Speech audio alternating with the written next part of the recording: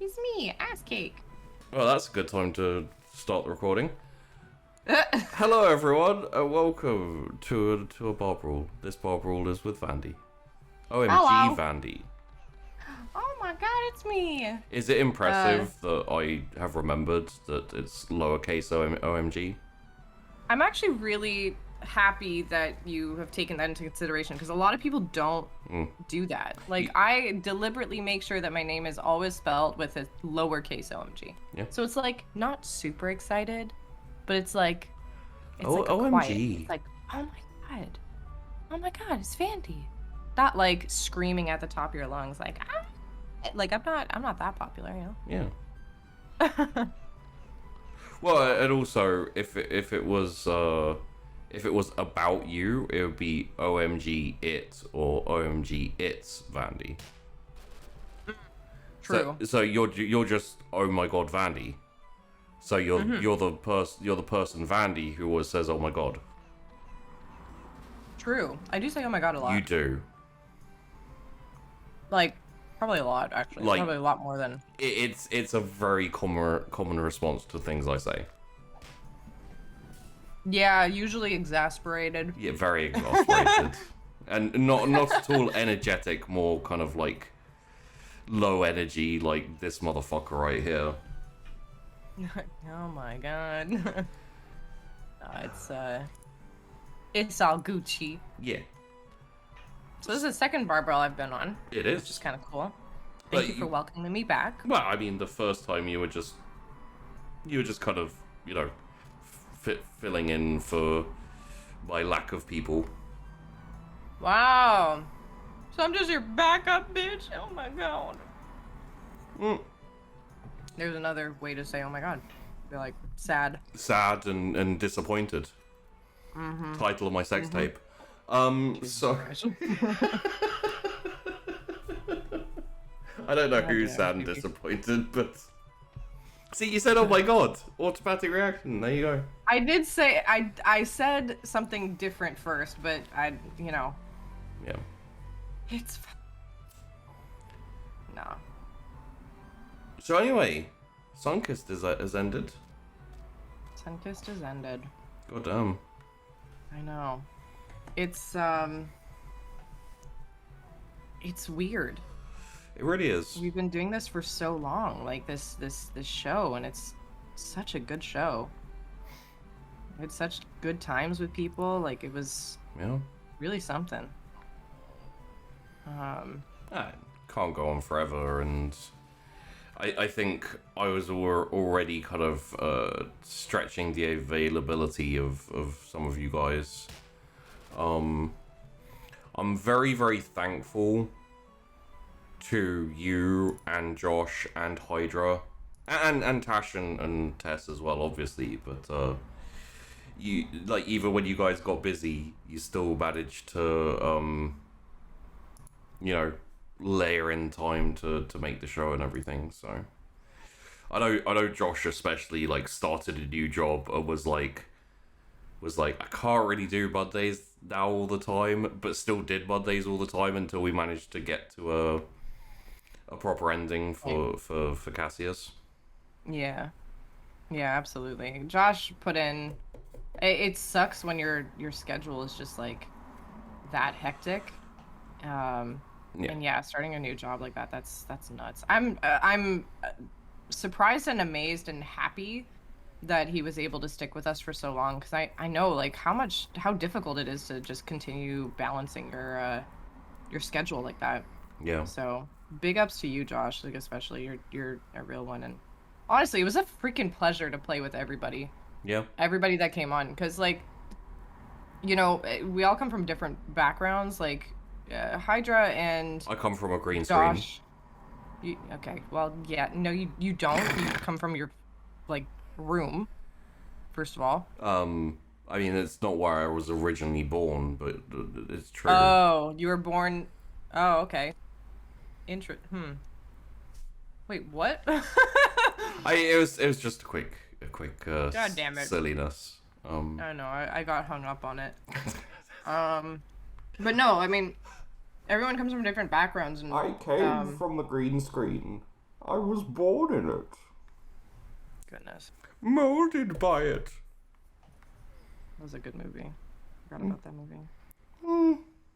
But no, it was it was really cool. Like I hadn't gotten to really interact much with I think actually the only person I really knew before that was Tash. Yeah.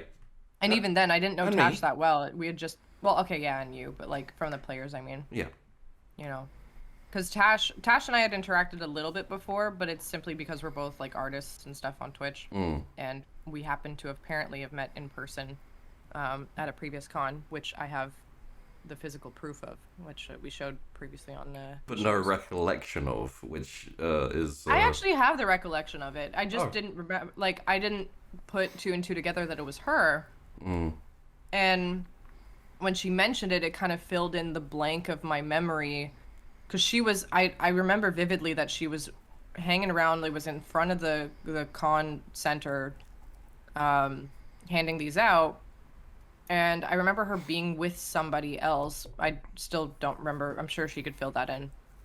But I remember somebody giving them out. And I think like Ella was around there too. And I had like met and talked to her as well. Because she's another UK streamer. Okay. She's lovely.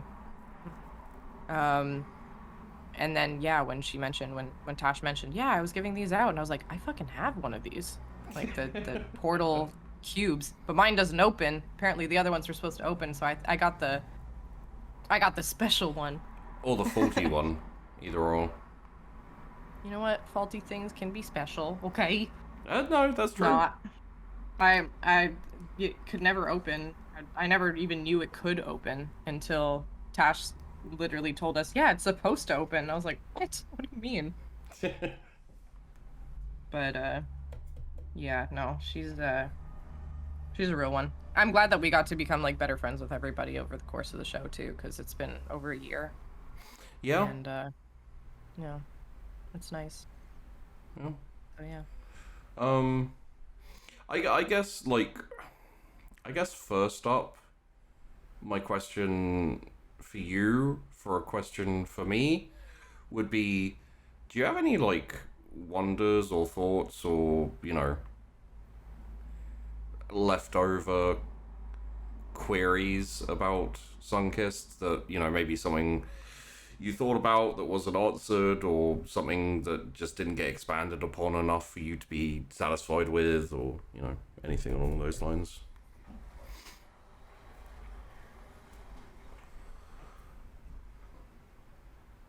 I wonder what it'd been like, and it's all just like different kind of pathways, right? But, yeah. I wonder what it would have been like if we did try to kill Nathan. That's one of the things that I like. I think the biggest question, at least for Tess, right? Like as the character, is like, what if she never had that conversation with Max? Yeah. Where Max was basically like, you're being unreasonable kind of thing. Well, he wasn't really, so... I'm paraphrasing. I'm heavily paraphrasing. Because I know he was being, you know... I know he was being a neutral kind of third party. Well, but he was basically trying to help Chris. Yeah. But he eventually, like, the gist of it is he snapped Tess out of the whole, like, he is the one true enemy kind of thing. Yeah. You know? Or at least that the final little push that she needed to kind of realize that herself. But I always wonder if that weren't a thing, like if that didn't happen, and Tess decided to find a way to destroy him or like to kill him or something. Yeah. Like how that would have played out. I don't think she would have been prepared for it, but I also don't know what's on the other side, right? So yeah, so like killing Nathan actually wouldn't be that hard because he wouldn't really put up too much of a fight if it came down to it. I guess we can probably talk about Nathan actually, which is something we Tessichka knows a little bit about, but I haven't really gone into. Is Nathan blames himself for his sire and lover's death. Right. When he was still human, he met his sire, and they fell in love, and his sire turned him, and then they were kind of, hanging out, and I don't know if you know this, but his sire was like loved humanity and loved humans, and was like, it's probably... Yeah, we had this discussion. Yeah. Where it's like, he loved humans, and then he ended up being killed by them, right? Essentially, they came for him when, there was a little bit of a masquerade breach, and they kind of figured out what he was. Mm-hmm. And then they burned him at the stake. Right. And Nathan didn't stand up for him, and also, was scared of dying, so ran away. So he always kind of blamed himself, and his the breach was his fault as well, and his sire was kind of covering for him type thing, or that type of thing. And essentially, the reason why Nathan fixated on Tess is because at the time, Tess was, Tess had this very I love humanity vibe, with a lot of selfishness and, inward looking, if you know what I mean. Sure, yeah. So he basically saw himself in Tess, and every time he sees that, he just wants to punish himself, and conversely punish and kind of torture Tess, because in his twisted head, Tess is him, he is Tess. He gets the opportunity to punish himself, and also kind of teach lesson of, to other kindred who's like him, of, that type of shit. Which, yeah, it will only hurt you kind of thing. Yeah, which kind of reads into the whole rooftop scene probably a bit more. Yeah, absolutely. When you play out the rooftop scene with that mentality, you go, oh, yeah, so he basically just went, look, you're really super selfish. You claim to love people, but you won't save this woman. It's an unfair test, but, Yeah. It's one of those kind of situations, too, where, you won't save this woman, but if I... Actually, you know what? Actually, that's a really good question, because if I did save that woman, if Tess had saved that woman, what would have changed? He probably wouldn't have been fixated on Tess at all, and he'd have been a lot more interested in conversation and finding out why she was willing to do what he wasn't. Interesting. So there was even if she didn't, if she showed some trappings of selflessness and sacrifice and things, he'd start to get interested in why she was different, and essentially he'd want to see how his life could have been if he'd have not been quite so cowardly and selfish. Huh. Interesting. Yeah. I almost wondered then I should have probably saved her. That's, I mean, her life might have been a little easier with Nathan if she had saved him, or saved what's her name? Yeah. Yeah. But I mean, it made a lot of sense for Tess because she didn't have any of the context. Exactly. Yeah. And from her context, this was some crazy dude who just wanted to kill a girl, and then put her in a really weird, politically awkward situation. Mm-hmm. And essentially dump her with a child, or a ghoul. Yeah, which was super weird. That of all things, I was like, what the fuck? Yeah. But no, I mean it's that's so interesting to like look at that from that perspective. But if Oh, so to this will also give you a bit more insight into why Talia took the action she did. If you guys had have killed Nathan, it probably would have semi burned down the city. really? Yeah, he essentially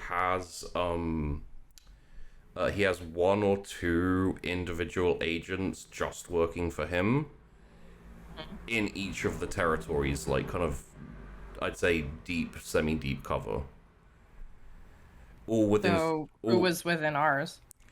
no one you knew. It would essentially be people popping up. Okay. Most of them were human. But you know, they were basically all instructed that if he dies, just you know go on a rampage, go crazy, Jesus. burn buildings down, blow cars up, like whatever. Yeah, Fuck. Okay. that was just like his um ode to himself, essentially. Mm. You know, like a little fireworks display to show him like leaving the scene. And that's why Fucking nuts. Talia like, because the thing is if you go at Nathan and you kill him, then that type of shit will happen. If you go at Nathan and you don't kill him, then he'll disappear and like reappear random places with random people just to like, you know, he may do something as little as like throw a brick through a window in your territory, or he'll like you know hijack your car and drive it through the police chief's you know door. What a crazy dude. Yeah, he really didn't have middle gears, which is why No, he really didn't. it's why it was so difficult to play him, and also the whole kind of like slightly insane you know heartbroken it's very hard to pull off I'm punishing someone else because I want to hurt myself. Yeah. Well, you had to do that, I think, a couple times. Well, okay. Because with what's his name? Clay? No, with Michael, Yeah. it's the idea of that, right? Like it was not necessarily exactly that, but It has a uh similar it has a different has a twist similar to it. vibe. Yeah. Yeah. So it was not quite, you know, not quite that. But It's in the same the ballpark, I know what it's you mean. in a very, yeah, in a very similar ballpark to the point where it's like, okay, um, you know, how does Tess deal with this in a different context? Yeah. And like what does that mean for her, right? So it's actually that's super interesting.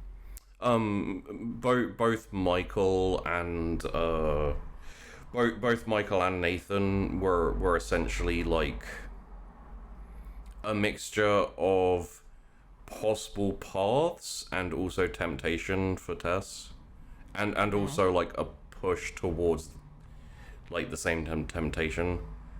You know, the more and more she got hurt, and the more and more people kind of like messed with her, the more possible it was that she'd fall to that temptation of like pain and beauty and you know just like I've been stomped on, so why shouldn't I stomp on others, you know, type stuff. Mm-hmm. We actually talked about this a little bit, I think, after the finale. No, after the your kind of like finale. Snapshot. Yeah. But Tess's story thread was very much about like addiction Yeah. and drugs, not like standard drugs, but you know, I made sure that all but one of the romantic options were intoxicating. Which one was the that was probably what's his name from the Wilds, right? I want to say Cassius, but it's not Cassius. It's Caleb. No, it's. No, fucking. Oh, keep going. I'll get my notes up. Caleb Connor. No, fucking. Is it a C? Castor. There we go. Castor. Didn't even get to my notes, but yes, it was. Yeah, it was that K or C sound, you know. Yeah. Yeah, so... it would have been Castor. I'm assuming. Oh yeah, it was Castor. Yeah. Yeah, no, and that's one of the things, like, when we discussed that at the end, I was like, oh, this all makes sense, right? Because, like, this was something that, you know, it was evident once you're like, this is the overarching theme. It was really easy to put all the pieces together just as a, you know, like, as a final kind of, like, you see the full picture, right? So yeah, everything about Tess's kind of relationships, like, they all had different forms of addiction, right? Like, you know, with Lamia, it was the addiction of just her in general. Like, she was just and also beautiful and powerful, and she paid attention to her and was kind to her to a degree, until obviously, like, the whole idea was to get her to still be, you know, a weapon. Even her relationship with Nahari was like this kind of fall into temptation, where Nahari was more of an enabler. And granted, like, Tess still, like, will, to whatever day after the campaign ends, believe that Nahari was still acting with her own best interests, like with Tess's best interests, like as a friend. And yeah, I mean, it was a friendship that she still values. She might never kind of come to the realization that, yeah, there were some more selfish motivations behind it, but you know, it's not like she would have really looked for that in anyway. Yeah. And just to add on to the theme, because it's quite fun, do you remember when Lamia tasted Tess's blood? Yeah, and she didn't actually get addicted to it. She didn't, but it was very potent because of the werewolf origins. Yeah, blood. Yeah. So it wasn't like supernaturally addictive, but you know, physically, like, yeah. Like, she probably could have pulled herself away no matter what, but, you know. And then Claire, of course, is an obvious one. Yeah, I mean, because she was a drug dealer. Yeah, fucking yeah, of course. Trying to think of what other kind of, like, relationships she had that. Nothing too precise or anything like that, but it was all kind of like adrenaline junkie, and, you know, and then, like, basically that's why Leah's story arc became someone getting clean from all that, essentially. Yeah. It is... Leah was an interesting story arc too, because, like, she came up from the same sire but had completely different you know, I guess a completely different path, where she was, I would imagine she was more addicted to the idea of Michael and his, you know, goodness to her. I wouldn't say she was ever, like, down with the goodness exactly. It was just, like, to her, he rescued her from kind of her family and her, like, very strict upbringing and, you know, all that type of thing. Yeah. Also, I don't know whether you picked up on this, because I didn't really layer it in very thick, but it's interesting talking about Leah and Michael because the two people Michael tortured the heaviest were Tess and Davine. Hmm. Which, in a really weird, fucked up way, means he probably didn't care about Tess at all, about Leah at all. But he probably did care about Davine and Tess. Yeah. I know that's like... I did think about that, actually. Because he was like treating her well to almost like get back at the two of them, or like to I want to say get the attention of, or like hurt Davine and Tess just by, you know, treating her well. It was almost like, I'm gonna give Leah all these nice things, look at all the things that you're not getting. It's for the express intent of showing of inflicting pain. So the person of interest is not Leah then. Yeah. She's just a side product. She could have been anyone. Yeah. She was like an afterthought or whatever. Really didn't like Michael as a character. I'm kind of glad he didn't ever show up and things played out how they did. Me too. Yeah, I think that would have been maybe like too much for me personally. Yeah, I think if Michael had turned up, then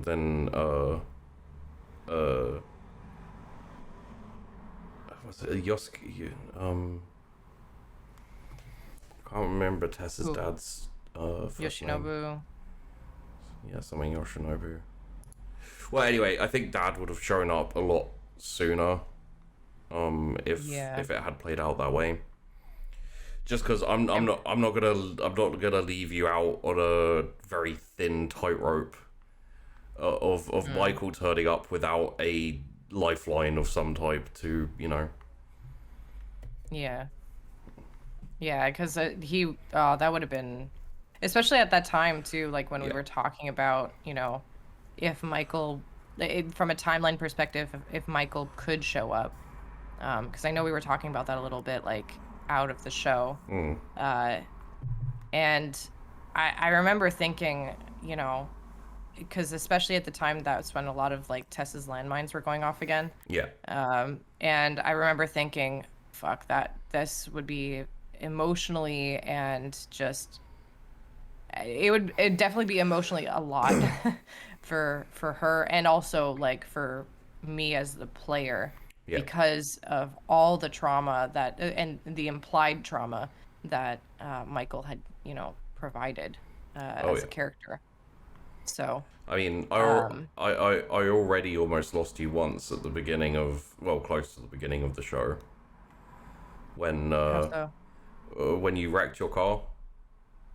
Oh yeah. Oh geez. Oh. Yeah. That was with because that was one kind of, that was a big landmine. Yeah. Yeah.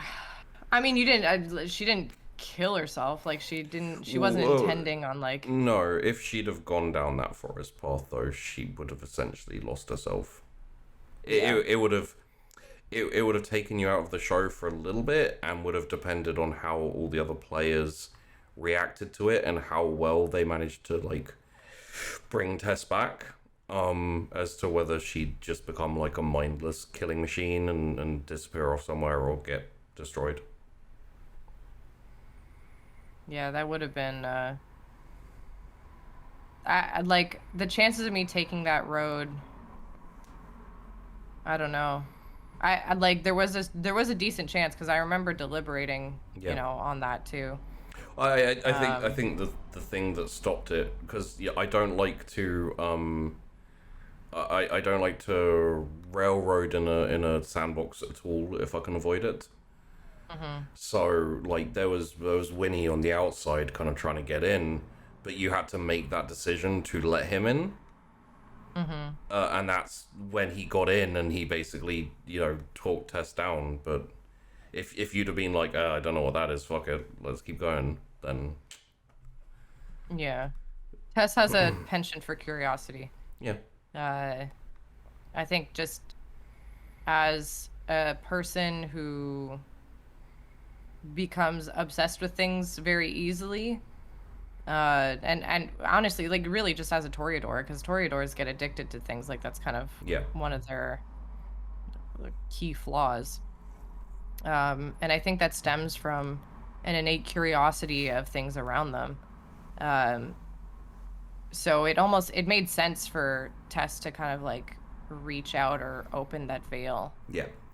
Because or else like she would have just gone on thinking, what the fuck was that? Like why didn't I open that? Why didn't I do that? She's also very obsessive and impulsive. Oh, 100%. Like she's definitely one of the most impulsive characters I've ever played. In any campaign, like anything, like any kind of game I've played, any character I've made, like she's definitely one of the less careful ones. And granted, like, you know, and I always say this because this is true, at least on my part, but like in any character that you make, you always leave a little bit of yourself in there. Yeah. And that's a creative kind of bit. Like even if you're making a character that's opposite of you in every way, shape, and form, you're still going to leave a tiny bit of yourself in there because you have to at least, you know, relate in a tiny sense to be able to play them, right? And in Tess, like, you know, I left a bit of me that was the younger kind of me from when I was like 21, 22. Yeah. And I was a lot more impulsive and a lot more kind of like, well, why not? Like, why don't we just do this kind of thing instead of thinking through everything or, you know, and granted, like I haven't completely lost that, but it's one of the things that I've definitely had to refine over the years as just a human being. It's been tempered by old age. Tempered by experience and old age. Jesus Christ. It's definitely been tempered by experience, and you know, it's definitely been tempered by, you know, like even like pain and sometimes a little fear of like getting hurt or whatnot. Like you become more careful about how you proceed through life or how quickly you're jumping to a certain opportunity or questioning whether things are going to be looking as shiny as they are on the outside, you know. And Tess, I guess, kind of went through a little bit of that evolution, but the idea of never losing that curiosity is definitely a piece of that I personally, like as a person, would and have actively tried to not lose. And that's one of the main things as I was playing Tess is to remember is like, no matter what, like she can't lose the small spark of childlike curiosity, which is honestly why I think she and Gimlet got along so well. Yep. So, because like Gimlet helped, you know, keep that spark alive by being a character who was creative and not a yes man, but definitely somebody who... He was a yes and man. He was a yes and man. And that, yeah, exactly. He was not a yes man, he was a yes and man. And that, you know, for Tess especially as someone who is innately curious and creative in whatever sense she can be, Gimlet was... for all intents and purposes, a perfect outlet, you know? Yeah. That could have evolved into literally anything, because Gimlet, again, was a yes and man, so he would have gone pretty much anything. Yeah. So, yeah. I think Tess and Gimlet's relationship ended up being whatever Tess could make it.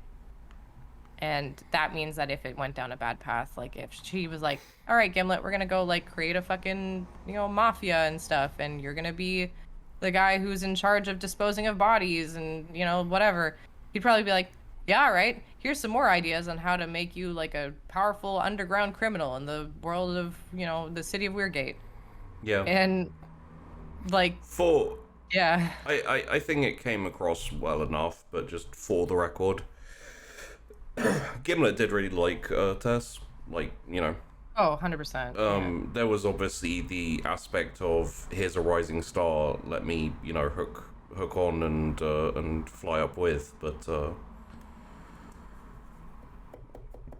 Gimlet's the type of person who jumps at an opportunity, and Tess and her kind of, her will to make shit happen, essentially meant that he could, like, not go along for the ride, but essentially, like, shine through association.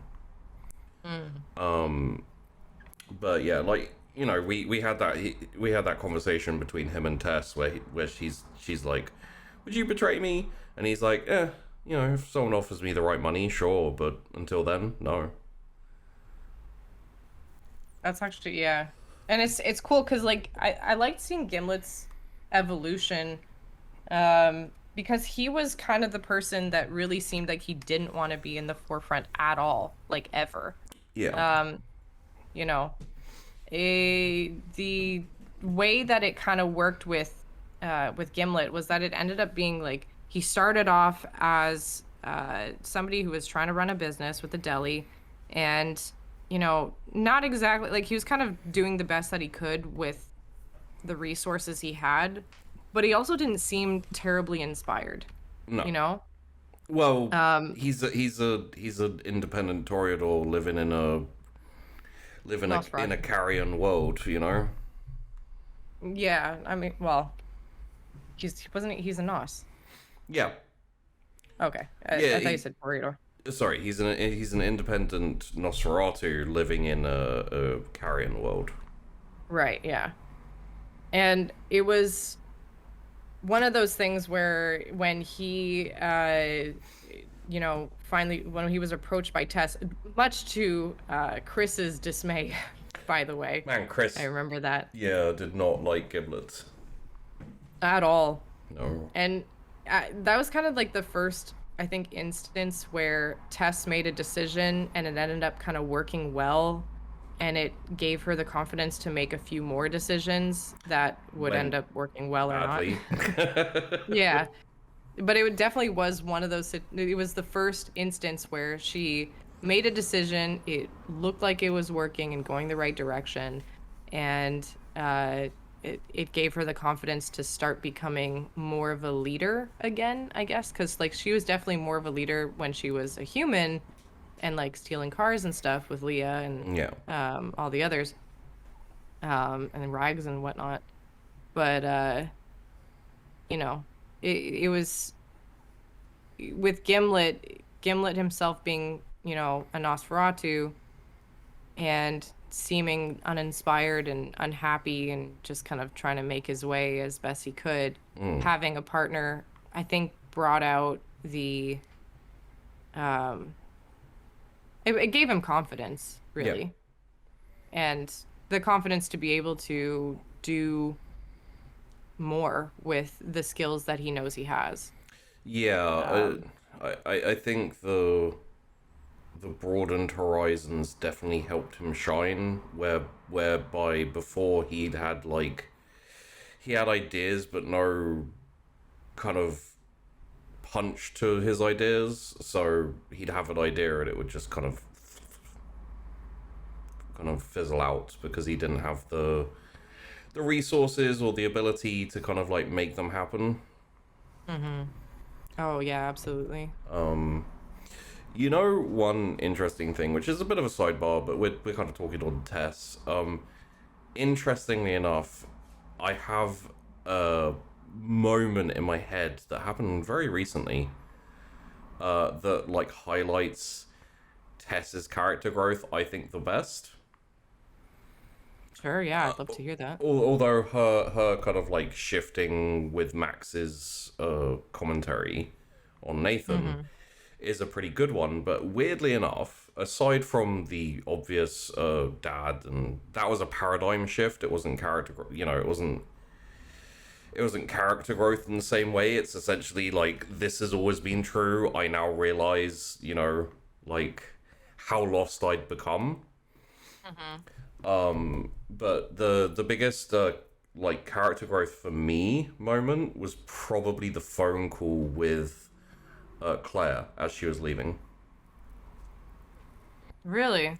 It's such a tiny moment, but when you read into it, you realize that Tess had a healthy friendly, normal relationship that ended for healthy, normal reasons, and no one got hurt, and they managed to stay friends. Which I think Yeah. Oh, wow. which I think for Tess is completely different. You know what? Yeah, no, that's a really good point. Yeah. And you know what's funny is as a player, I actually felt kind of silly making that decision. Or at least doing it, like especially afterwards where I was like, "Oh, well, it's almost like she doesn't really care that much." You know, Yeah. maybe was it even worth me doing that kind of thing? That strictly as a player, not necessarily Yeah. as Tess. Yeah. Because as Tess, you know, Tess would have done it anyway because she's like, yeah, I don't want to leave any loose ends, and Claire was someone I cared about, so I'm not going to leave that loose end. Yeah. But yeah, certainly as a player, making that decision and having that phone call where she was like, yeah, I never figured, it was anything serious anyway, and like Vandi in my brain, I was just like, huh, did I really need to do that? Yeah. Like, But I mean, at the same time, like, I yeah. still would have. Yeah. You know, it's something whereby it makes sense. It's something that Tess would do, and it's a really nice highlight of Tess's growth. Just because, like, before, all of Tess's, like, basically all of Tess's relationships are some kind of drama.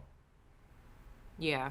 Either it hurts her, or other people get hurt, or there's like a kind of rough breakup, or whatever, or there's kind of like a losing of interest. I think Castor is a decent example of that. I think Castor, the losing of interest though was just because she doesn't know how to juggle relationships. Yeah.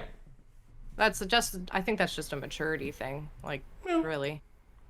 Um, but with the the thing is like it's not like she. It's not like she was like, hey, let's go back to being friends. Like after they hooked up, it was like, okay, bye. Yeah. Where, I mean, granted, she was definitely interested in Castor still. It was more just like, but there wasn't a lot of time either to really explore Castor or the relationship with Castor. No, I think it highlighted very nicely how Tess can be a little bit ethereal in that sense, like romantically. Like a moth to the flame. She's like, oh my god, Castor's so interesting and he's so hot, and we went and banged in the woods and tore down some trees and shit. But ultimately, like, he just doesn't have the thing. He didn't have the thing at the time, which was passion, drama, that type of, like, possibility for hurt that excites her. Interesting. Yeah, but like Claire also didn't have that. But I think Claire's was more of a power thing. I don't know. I think given the situation, like literally the Claire and Tess hookup happened at a nighttime rave where Claire was selling drugs and 6 people died.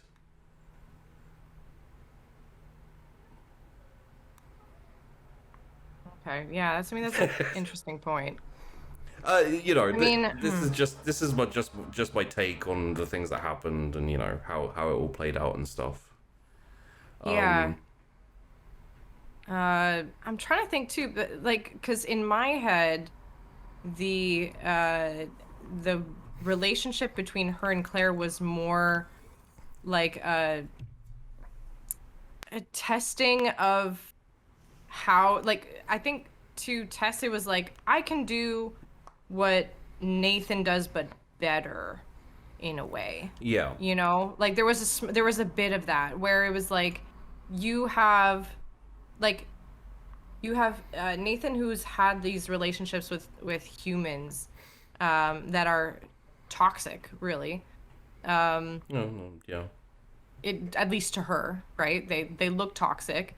Um, Therefore, I can do better than that as a Toreador. Like, I can have a healthy relationship with, a human Yeah. and not have it go poorly. And I think that was like kind of the start of her trying to prove that, but it never really got to that point because Well, obviously, I mean, it kind of did because like there's nothing more healthy and normal than someone moving away in a kind of um a very cordial and tender, but friendly breakup where it's kind of like, yeah, if we'd both be hanging around here for another year or so, then we'd have carried on, and maybe like by the time one of us left, it would be enough to say like, hey, let's carry this going, or hey, I'll come with you. But that wasn't Hmm. really something that had been developed, so it was kind of more along the lines of, hey, thanks for the good times, we're still friends, but obviously can't really keep seeing each other, so fair play. Yeah, Which that's understandable. is Yeah. interesting because Chris's relationship was the complete opposite, whereby Yeah. it was very, oh, obviously it was very awkward, but aside from that, it was a lot quicker and a lot more kind of like whirlwind, to the point Hmm. where the second when Chris was leaving, Leah's like, I'm going. Yeah. Where are we going? Yeah. Yeah. I think Leah was a really good, character for Chris. And it was almost like Leah inserted herself into Chris's life just by kind of being around and being interested. Like it's very much like Leah pursued Chris, Yeah. you know? To the point where like, and I don't think like Chris would have pursued really anyone. No, Um probably not. so yeah, probably it didn't. I don't think it kind of seemed like that. Like I think there was a small moment where we thought that, oh yeah, Chris and Tess could be something, Mm. but they were better as like sister friends kind of thing than as an actual relationship. Like I don't think it would have Well, really. I think they would have spiraled truly. I think honestly, like, Tess would have ended up hurting Chris Oh, definitely. just as a Yeah. matter of course. And yeah, no, like I think the difference is like Leah and Tess have the same base personality traits in a lot of ways, but Leah's a lot more looking for something specific, whereas Tess was always just looking for something. Yeah. Yeah, that's true.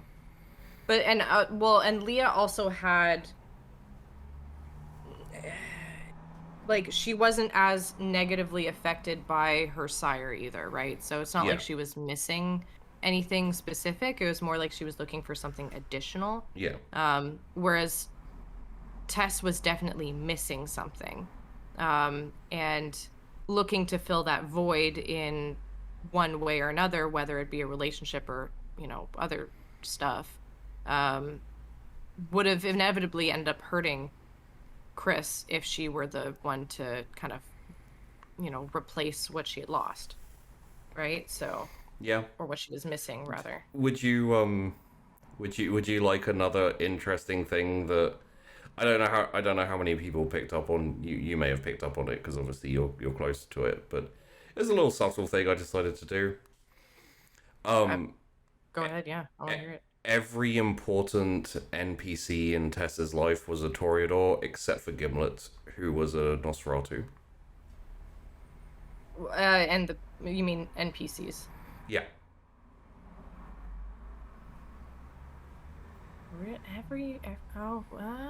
Hold on. Michael, Davine, Nathan, Lamia. Lamia, Yeah. What the fuck? Leo. Oh shit. Well, okay. Except for also Winnie. Yeah, that's true. I'm trying to think if there's anyone else. Winnie. There's really nobody else that was like that important, I guess. The other players, but yeah, I can't really make them all Toreadors. Josh did that. What's it called? I guess what's his face? Wizard. He's not a vampire though. He's not a vamp. You're right. Every important kindred, yeah. Huh. And of course, the Nosferatu are considered the opposite of the Toreador, so I thought that was a nice little. I will admit that Gimlet wasn't designed with that with the test specifically in mind. Mm-hmm. But it it was a nice little dichotomy to the norm. He's like the exception that proves the rule kind of shit.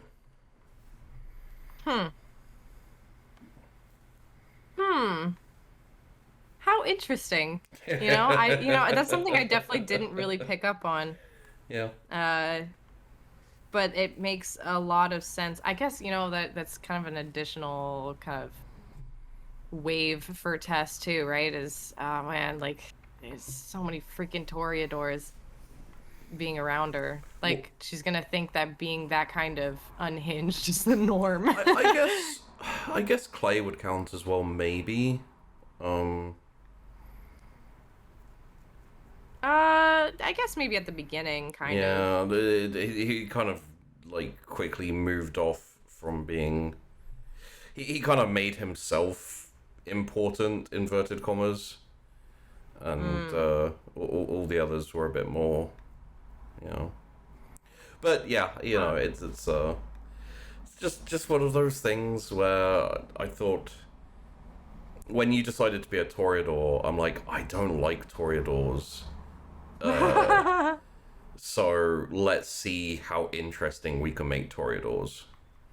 So we have Michael, we have Lamia, we have Nathan, we have Davine and Leah. You've made a lot of really different kinds of Toreadors. That was my goal. Well, you were successful. I mean, for someone who doesn't like Toreadors, you put in a lot of like good work and into creating interesting divisions of them, Well, and granted, I think that maybe like that's a really good creative exercise, is just take something you hate and just like make something you like out of it. It's funny enough something I did with VTM too, although I don't hate VTM obviously. But when I was thinking about VTM, I'd been watching all these other VTM shows. And I was like, one of the problems I have with all of the shows, not saying that they're bad, but just personally for running a show, is there's a lot of anvil above the head on all the players, because all of the elder kindred are like, do what I say or you will be punished. And I'm like, I recognize and really, I appreciate that for what it is, but it's a very nice way of restricting your players and kind of basically being like, don't mess about too much or the older kindred will get you. And I was like, What would happen if I took a whole city and organization and like power structure and I just smashed it, and then the players are left in this like sandbox with no one more powerful than them who can kind of bully them into doing what they want. So that's how Sun Kiss came about, because I was like, I want to kind of break the mold and then set up a sandbox where I'm not able to threaten you guys as a GM and be like, if you don't do X mission, then big bad vampire who you have no chance of beating will kick your ass. Yeah, that's less fun. I mean, I think it would be a lot of fun in a situation where we all got together and we decided to do that. Yeah, I mean, in this case, for sure, it was more... I mean, we already kind of decided, a lot of the campaigns you do, which I really like the style of, is it's mostly RP and less about combat too, which I imagine like there would be a significant combat element to it. And I mean, can be, yeah. I generally find a way to focus on the RP and stuff anyway. Mm-hmm. I don't know. Like, I mean, you did a Dark Heresy campaign with me, so... True. That's I mean, that was like... my first introduction to, what's it called? Warhammer. Yeah. In any form, I think, actually. Cool. One of the stories I love to tell is the encounter with the Space Marine initiates on the farming planet. Remind me? You guys found, you found out that they were poisoning the food supply. Yeah, okay. And you found out where their base was, which was like a kind of block of flats, like out in the middle of nowhere. And you went and surrounded it because they were Chaos Space Marines. You know, they were working for the evil Chaos Space Marine stuff. And you surrounded it and opened fire, and they all came like bawling out and ready to fight and kill you. And you're like, okay, time to kill the heretics. And they're like, for the Emperor, kill the heretics. And you're like, wait, what? Wait, oh yeah. Oh yeah! Oh my god, I remember that. I remember being so confused. And it turned out that they were tricked. Yeah. Oh man, that was amazing. I remember being so like, what are you talking about? And then in the next episode, we actually ended up kind of talking about it. It was like, that's always so cool, is to see like, you know, entire factions being misled, that are NPCs and everything. Like, that to me is like kind of cool, because then it's like, okay, well, we're actually technically still on the same side. We're just, you know, we just goofed a little. Yeah. Or got goofed a little, you know. Yeah, a few of them died. Whatever. It's alright. It's in the grand scheme of 40k. It's a couple deaths is really nothing. It's that and your introduction to my GM style of, hey Sheepy, can I stick a bucket on this guy's leg? Sure. Oh yeah, day one. Day one. What's this character's name? Also, can I stick a bucket? Can I replace his lost leg with a bucket and mop? Hey, it was a solid effort, okay? Hey. It made it was, I tried, and it almost worked until he probably got taken away, and he's probably dead anyway. I think he got killed in Crossfire. Yeah, that wouldn't surprise me at all, honestly. Yeah. And then of course, man. We had the travel over to the new system where you got gene stealers in the ship. Oh my god. Yeah, that was, oh man. That was the first introduction to gene stealers, and I was like, what? Like, they copy what? Yeah, they implant DNA and you slowly turn into cultists, and that's a whole big thing. They're yeah, alien viruses.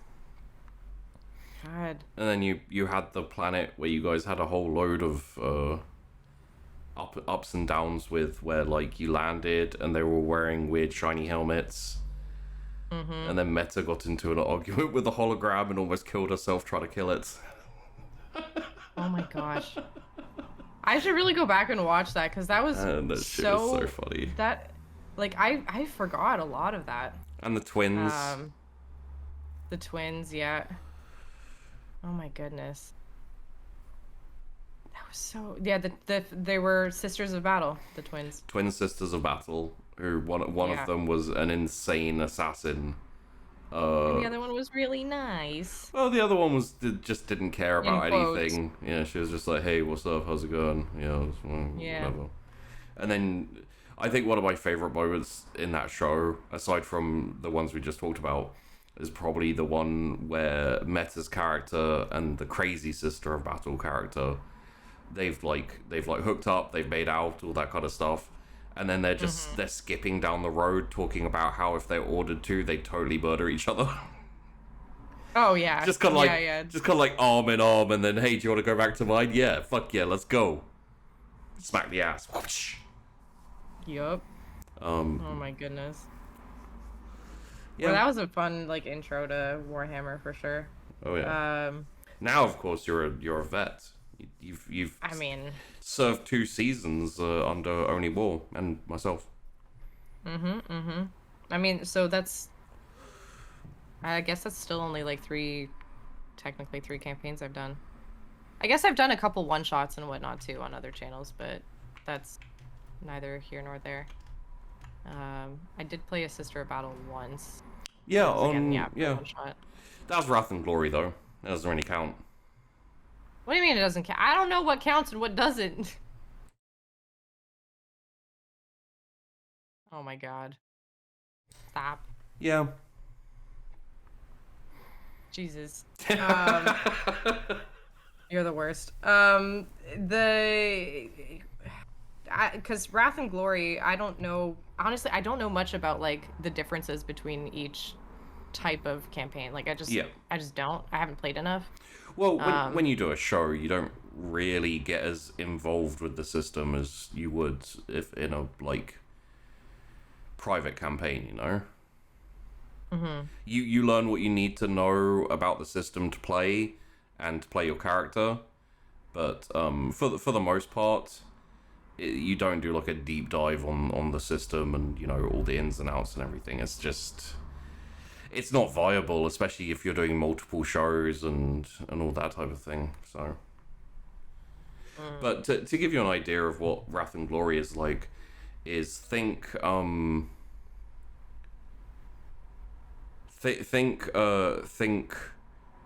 Star Wars, and you give your players the opportunity to be Jedi or Imperial Stormtroopers or Ewoks, and they're all in one party together, because why not? Huh. It doesn't really make sense, and the power scale is not appropriate. But it's still like, it's more just if you want to play a bunch of different types of characters in one campaign. I mean, I get that. Sure. But, you know, the Ewok's going to feel like a bit of a doofus when the Jedi's going around doing everything. You know, it's just one of those things where, like, you can be a fucking Space Marine. They're ridiculous, comparative to an Imperial Guardsman. Although Sisters of Battle are fucking awesome. Sisters of Battle are pretty dope, yeah. I gotta admit. I think we had, like, pre-made characters, I want to say. Yeah. For most of those, because it was a one-shot, so... But yeah. Huh. I still like our Only War. Only War was fun. Yeah. It was larger scale.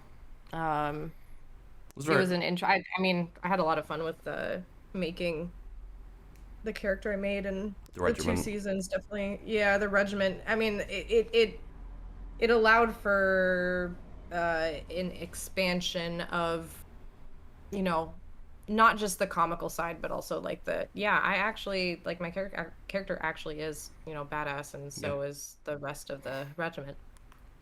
I think your character probably had the biggest blow up. Well, I think your character had the biggest progression from grunt to commander.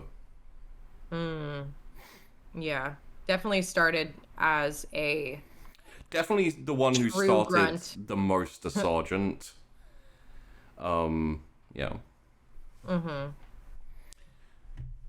Yeah, no, definitely growth from a learning perspective, because it was also like a learning perspective from like for me as a player too. Yeah. So it's nice to kind of do that in tandem. But definitely being the clueless / comically, you know, just terrible at everything one, into someone who could have the least amount of losses for the most amount of, you know, ground gained. Oh, Makatilla.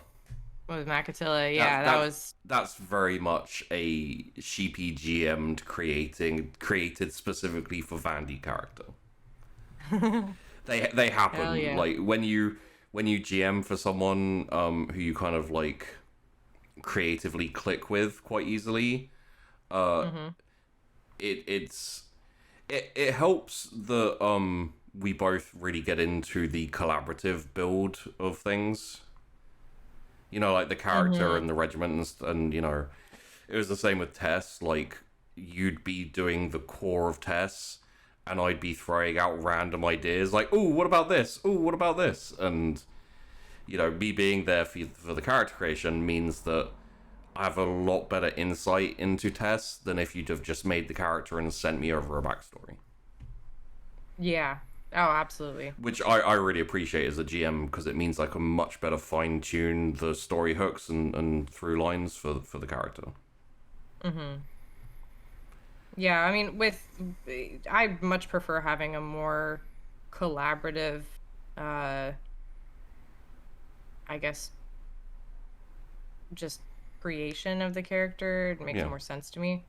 Because, like, you want the character to be truly part of the world that the GM creates. And that's definitely one of the things, like, I enjoy working with you so that I can actually do that. Oh. And have a character that really feels like it's actually part of the world, and instead of being like an insert into, a world it may not necessarily fit. Yeah, it's like it's like if we got together and said, okay, I'm going to take this canvas, I'm going to paint a painting, you go away and paint a person, and then we'll put your person on my background. Yeah. The styles and you, may not don't match. Have any kind of Yeah. No, exactly. That's 100% what it might feel like and stuff. It's not bad. It's just not my preference. Well, it just doesn't feel cohesive. Like, it's definitely... I personally, like... I agree. It's not bad. It's certainly not ideal. Definitely not my ideal. Yeah. I mean, in any... Like, you can have separate styles of art and everything, but they still have to... I feel like good art is still... It still kind of makes sense visually if you're merging a couple things, Yeah, if you're merging two different styles, it generally helps to see what the other person's doing, so you can make the merge kind of, Yeah, you'd work together. Yeah. Like, Yeah. I mean, if ever, like, and I eventually will, like, make a campaign of my own to, GM and play and stuff. But, I would hope that I would be able to work with the players as well to do something similar, and that they'd be willing to. Yeah. Because, it helps also just make the world feel more real. Yeah. And, even if you have, like, a base setting and then, like, they have something base and then you try to, like, relate them together in a sense, that makes more sense than just, a copy and paste, or like it feels less like you're taking a sticker and putting it in the middle of a piece of paper, and instead, I don't know, just working on it together. Yeah, I don't know. I know what you mean. It's long-winded, but yeah, I know what you mean. Long-winded on my part, not your part. Just wanted to make sure. Yeah. Yeah. Do you have any other wonders or queries or what if sees? You don't have to, by the way. We should be getting on towards anime tier listing soon. Yeah. I don't know if I do at this point. Yeah. The biggest question I had that we answered was about Nathan, and I think we also touched on a few other. We have touched on a few important ones as we've gone, so yeah. Yeah. I think I have a generally pretty good idea of, like, how Tess would have evolved if she had not gone with her family and instead decided to do the, like, spirity thing with the Wild Hunt. Yeah. But, yeah. Yeah, I mean...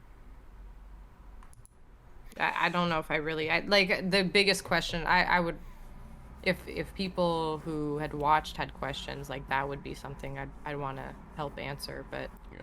Well, I'll do, like, I'll do like a finale Sunkissed Q&A after I've done all of the kind of cast outro exit interviews.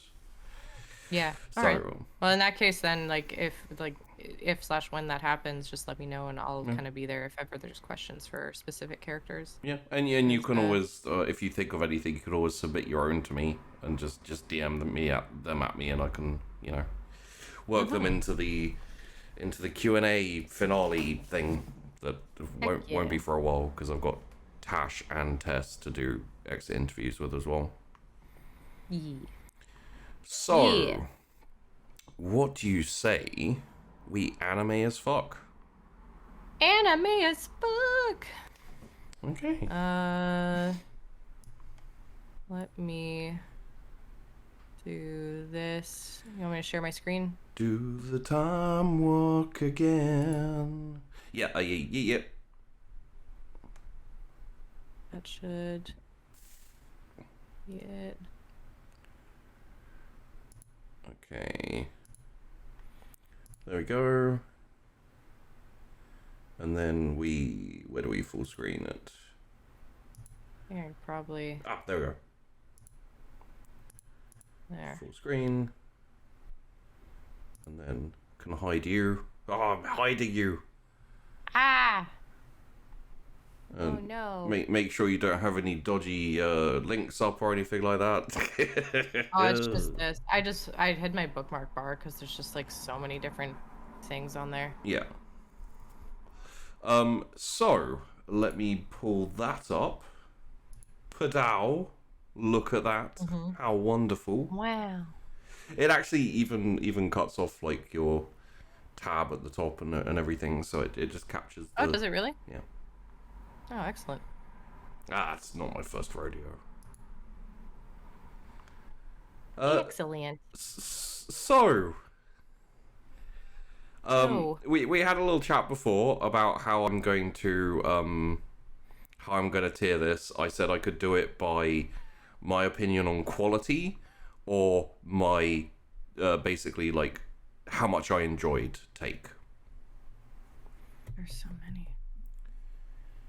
Yeah, I was saying like how much you enjoyed, because like quality is, you know, I'm not gonna know a lot of these too. Yeah. Am I putting these for myself or for you? For you, right? Yes. Okay. Cool. So yeah, just do it by how much you enjoyed it. Okay. And I mean, we can just go through and like pick whichever ones and then bring them up, like whichever ones you see. Like I see Food Wars, Full Metal Alchemist Brotherhood. Oh, and they're alphabetical, I think, too. Yeah, Death Note. I saw Jujutsu Kaisen. Naruto. Oh, and they include some movies. There you go. My Neighbor Totoro. Trigun! He was my first anime crush. Toradora. I've never seen Toradora. What's wrong with you? That's the thing. I haven't seen Bleach. I haven't seen like a lot of these. Bleach is skippable. But yeah, I know I saw Pokemon in here. There we go. There's Pokemon. We did a Pokemon tier list. It was a lot of fun. Ponyo! One Punch! Nausicaa. Okay, so they actually also have like movies, like okay. All right. Well, do you know what this one is? No. The front. I've seen it because it's weird. It's a centaur girl going to school. Apparently she's. I'm basically gonna put all of those in Pavu. Pavu. Hasn't seen. All right. Well, just tell me which ones you haven't seen, and I'll just like add them there. Yeah.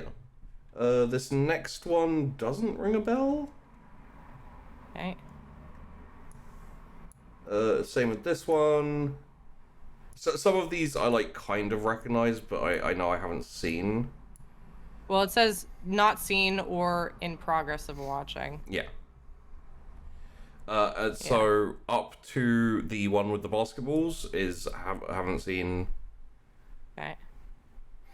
Which means that the first one to go up into D is Kuroko no Basket.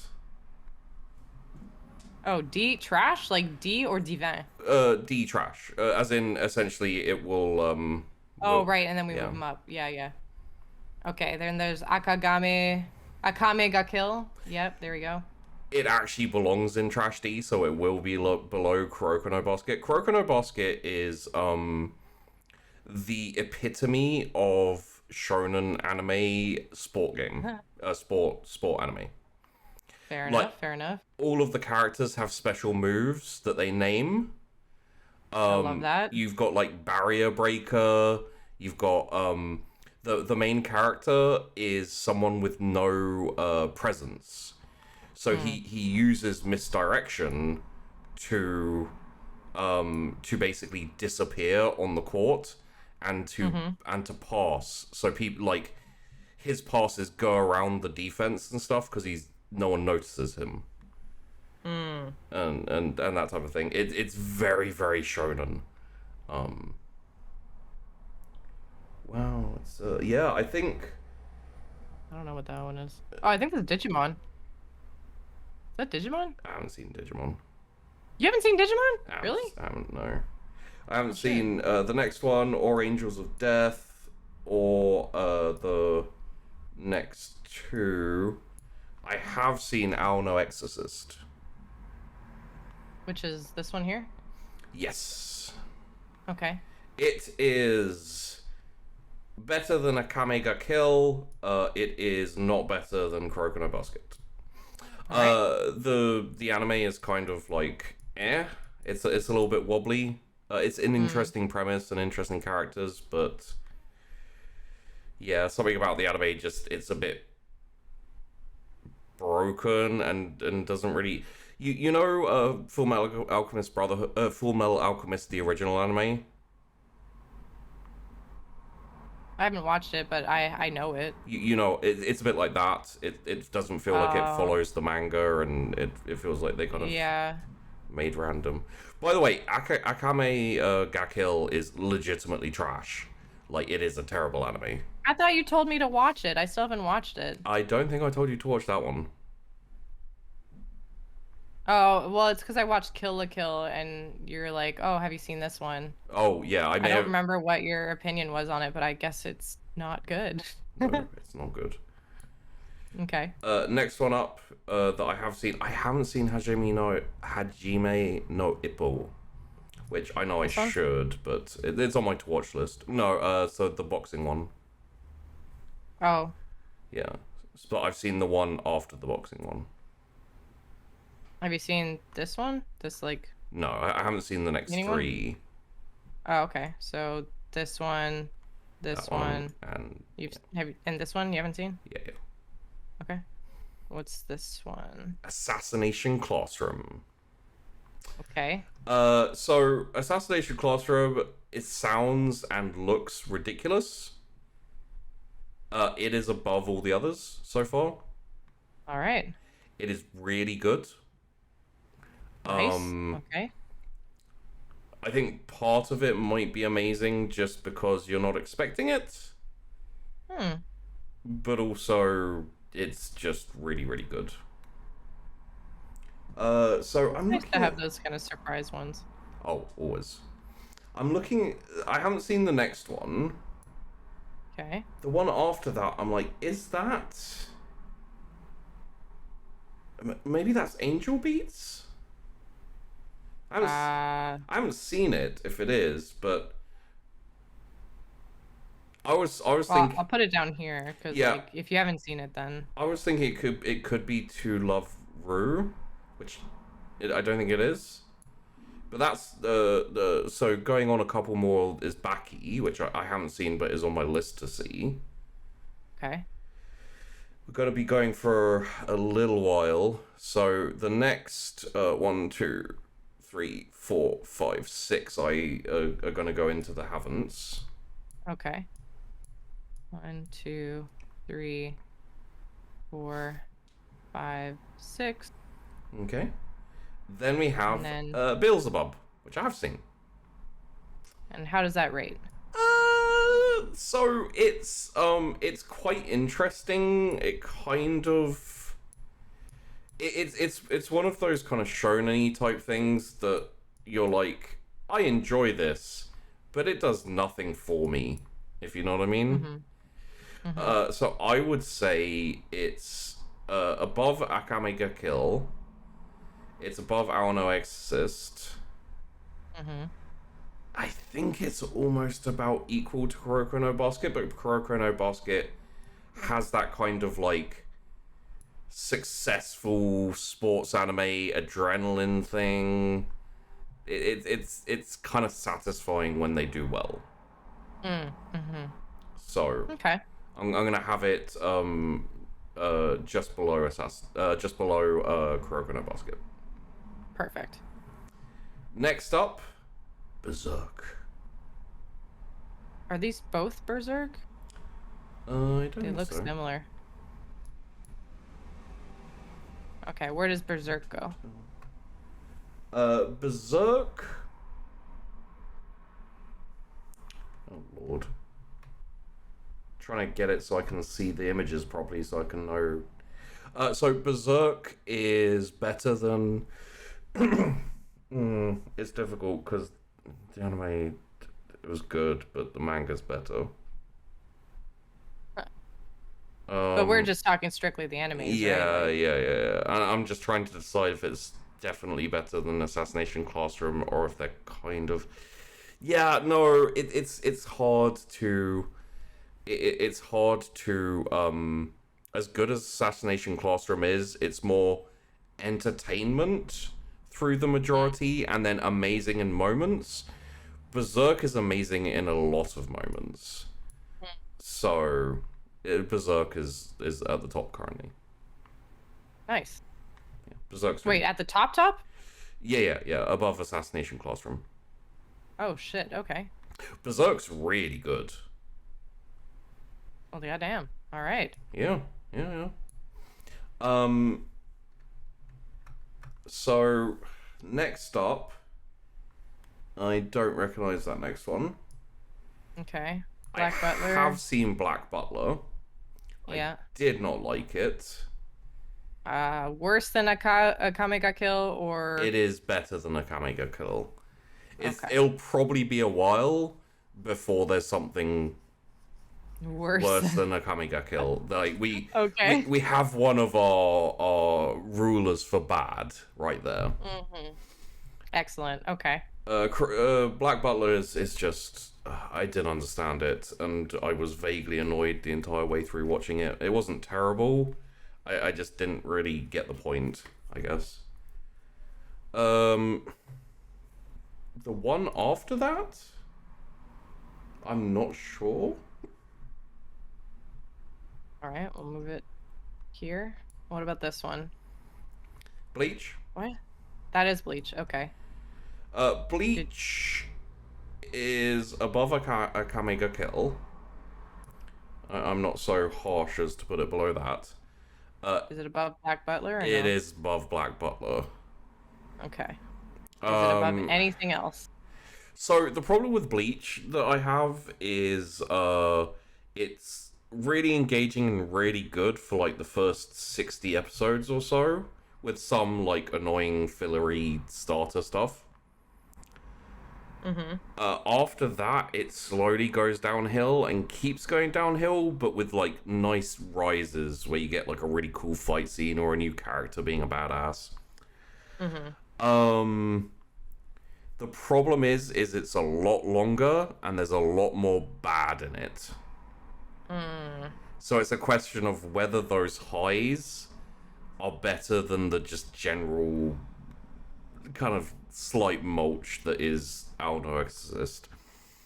I'd say it's better than Owl No Exorcist, but not better than Fair Beelzebub. Okay. Even though Beelzebub, technically speaking, I think is worse, I enjoyed Beelzebub more because there wasn't very much wrong with it, for the most part. Whereas Bleach fair. gets very bad. Really? Oh yeah. That's unfortunate. Part of it's filler. Part of it's just bad story choices and character choices. It suffers from standard shonen main character syndrome, where everyone else kind of doesn't matter. Yeah, and it's all about the one person or character, I guess. It doesn't do it as bad as Naruto or Dragon Ball Z. Oh yeah. But okay. it doesn't do it as good as One Piece. So. Fair enough. Uh, All right. What about? I don't know what this is. something to do with maids? I guess. You're guessing you probably haven't seen that. I have not. Boku no Hero. I like Boku no Hero. My Hero Academia? Yeah. So I haven't seen it. Well, actually, that's not true. I've seen a couple of episodes and I dropped it. Yeah, and I figure that's probably not your type of show. I can rank it if you want, but people will be pissed with me. I mean, it doesn't matter because you haven't watched all the way through. Yeah. So I would say I'd put it in the watching or haven't really completely watched. Yeah. Next up, I'm not sure. That one looks a little bit familiar, but I'm again not 100% sure on it. Boruto. I haven't watched Boruto, so I can't. I know I don't like it, but I can't really comment on it. That's fair.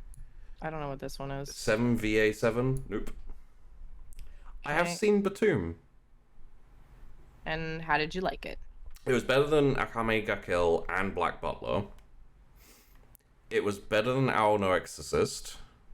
Mm-hmm. I can't put it above Bleach because I really enjoyed it, but it is dissatisfying in the fact that it ends and is never going to be picked up. And I think the manga also ended before finishing, kind of thing. So it's just kind of a frustrating one. It's really good. It's basically about a guy who is like one of the... He's like a genius programmer and a really good like player of this game called Batum. And then he gets transported to an island where everyone is playing the game Batum in real life and has to kill each other. It's kind of a, battle royale type situation. Yeah. But it's By the way, I don't think this is Digimon. I think this is something else starting with an A because I see Digimon down here. Oh, I yeah, remember because they're D. in alphabetical order. I don't know if you know what this is then, if it starts with an A. No idea. Okay. I don't know where this starts. What this one is. Dream Team. I think it's a soccer thing. I've never seen it. This is Dream Team. Is this the one right beside? I don't know about the one ahead of it. Doesn't ring a bell to me. You haven't seen Dream Team either? Or have you seen Dream Team? I haven't seen Dream Team, no. Okay. Is that Gundam Wing? That can't be Gundam Wing. That must be... What's a C with Gundam? I don't know. Well, it's like not even fully in alphabetical order now. I'm thinking because there's Castle in the side, Castle in the Sky. A C. Yeah. Yeah, yeah, but Dream Team was just C. Oh, maybe it had like... Yeah, it might be like Bukatsu no Dream shifted. Team, like... Yeah. Is that a Gundam? It's hard to tell. It looks like Gundam, but it could be something else. So I haven't seen Castle in the Sky. I haven't seen the Gundam one. Okay. I feel like I've seen this one, but I can't remember it, so I'm gonna pass on it because, And then we have Dango, Dango, Dango, Dango. Clanad. Okay. Wait, I've never even heard of it. you've never heard of Clanad? Nope. Yeah, well, apparently you have no romance in your soul. I mean, Clanad is like that's pretty accurate. Oof. Clanad is like the #1 romance anime, like in terms of popularity and knowledge and etc. Really? Maybe not anymore, but it's like the classic one. Yeah, that would explain probably why I haven't seen it. Freaking Zoomers, man, Jesus. Zoomers? I'm a millennial. Sure. I am. So The fuck? Clanad is better than Akame ga Kill, Black Butler. I can probably boost it all the way up to above without thinking Kuroko no Basket. Is it better than Ansatsu Classroom? You know what? It's not going above Ansatsu Classroom just purely because the entertainment in Clanad is actually quite good. It's like the comedy's better than you'd expect. It's really endearing and really funny, but Ansatsu Classroom kind of, it doesn't have the lulls and the slight boring beats that Clanad has, and the weirdly enough the emotional stuff kind of hits about the same on both. So Really? Huh. this might change on a different day, like that's how close they are, but yeah, for now. Fair enough. What about this one? No idea on that one. Okay. This one is a popular one. I know his fucking face. He's the guy who wants to be stepped on by women. What's his name? Oh, this is gonna bug me. They're making a remake. Bebop. Yeah, Cowboy Bebop. yeah, Cowboy Bebop. I was gonna. I don't remember him wanting to be stepped on, but There's like a scene. There's a. oh yeah, okay. Yeah. I could. I don't know if it's a meme or if it's an actual like cut from the scene, but it's funny. Fair enough. I could answer this one. Top. Immediately. Top. Yeah. Yeah, easy. This one looks familiar. Danganronpa. That's the one. Haven't seen it, but Haven't seen it. I've heard it's good. Same. I think this is Slime Dungeon. Dade something Slime Dungeon, or is it acceptable to date girls in a dungeon? Something like that. Oh, yeah. Okay. I think someone I knew was watching that. And I've seen like 5 episodes and I dropped it. It wasn't bad, but it didn't hold me. Up to Dragon Ball Z, I haven't seen, so we can skip past those. Okay. Dragon Ball Z. Dragon Ball Z is just above Black Butler. Pretty easy one, actually. Just purely because it's alright. I really liked it 30 years ago. But it is massively lacking in many departments at this point. That's, understandable. I couldn't go back and watch it. I can go back. You know what? If Dragon Ball Z Abridged was on here, that would be a lot higher. Understandable. Yes, it's very good. Death Note. Death Note is you know what? I enjoy it, but it's not one I go back to watch as much. If we were doing pure quality, it would probably be higher up on the list, but I'm going to put it just above Bleach.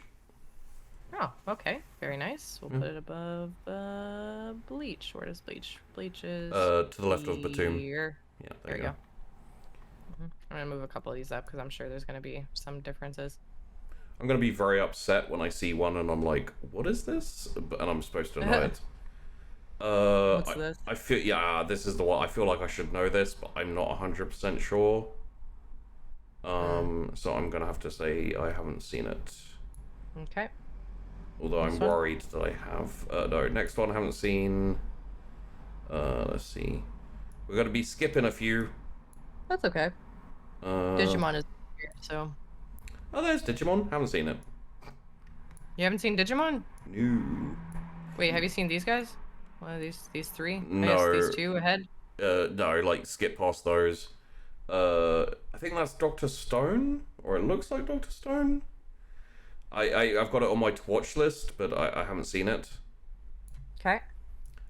So there's one with like girls and shake weights. I can only so if you keep going to your along. Oh, this one. Yeah. You haven't seen this one? No. Oh, this is Dragon Maid. I haven't seen it, I'm afraid. What? Ah, it's cute. I really like it. So the shake weight one I haven't seen either. I can just tell by the picture and the fact that it's probably at least semi-ecchi that they shake weights and things shake. That's my guess. Have you seen the meme anime that's all about feet? No, what? yeah. There's like an anime that is all. I remember seeing the trailer or something for it where it's just them in like stockings and stuff, and it's like long shots of their feet as they're talking and things like that. It's weird. Well, that's definitely a fetish thing. Oh yeah. But from what I can tell, it's still an anime. Yeah, that doesn't. It doesn't surprise me. Honestly, I'd be lying if I said I were surprised. Yeah. Man. Do da da da. That's the next one here. Yeah. Do da da da is really good. I would say it's above all of the first line. Okay. Whoop. Hold on. It's above Clanad. Alright. It's above Assassination Classroom, but it's not above Berserk. I don't think. Excellent. Yeah, that's a really good one. Erased. I haven't seen, although I think it's on my to watch list. I don't even know what that one is. Fate Stay Night is on my watch list, but I haven't seen yet. I was actually chatting with Mr. Matt about this Fireman one. It's not actually a Fireman one. It's like it's something about them being pledged to a god of fire, and there's fire going on everywhere, and they kind of form it. I don't know what it would do. And I haven't seen it anyway, so yeah, it doesn't sound like something that's going on my watch list. However, Full Metal Alchemist Brotherhood. Yeah. God, that's difficult. I think it goes above Do Da Da Da. Like really? Straight up there. Damn. All right. Hell yeah. I think it goes above Berserk as well. Really? Yeah. Full Metal Alchemist Brotherhood's really good. I liked it. I really liked it. I did not expect you to like it as much as that. Well, see, the thing is it's a little bit like Buffy in the sense that it hits everything. It hits action, it hits drama, it hits comedy, it hits characters, it hits acting, it hits story, it hits setting. Like, everything about it is well done. Whereas, like, something like Berserk is amazing drama, good action, you know, like, it's got lots of really strong, like, specification points. Full Metal Alchemist Brotherhood just kind of, it doesn't nail everything, but it does everything very well, and it's kind of hard not to be impressed by that. Fair enough. The only reason Cowboy Bebop's ahead of it is because I fucking love Cowboy Bebop. Like, Cowboy Bebop's amazing. Right, yeah. Alright, Food Wars. I think you mean food porn. Yes. Yeah. Food Wars. I actually wanted to start watching it because apparently it's still really good. I've watched all of it. Is it good? Do you think? I would put it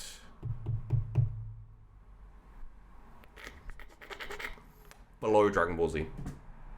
Okay. It's not that it's bad per se. It's that it's pointless. Like, what do you mean? So like, Kuroko no Basket is about basketball and about, you know, kind of as a team becoming more powerful.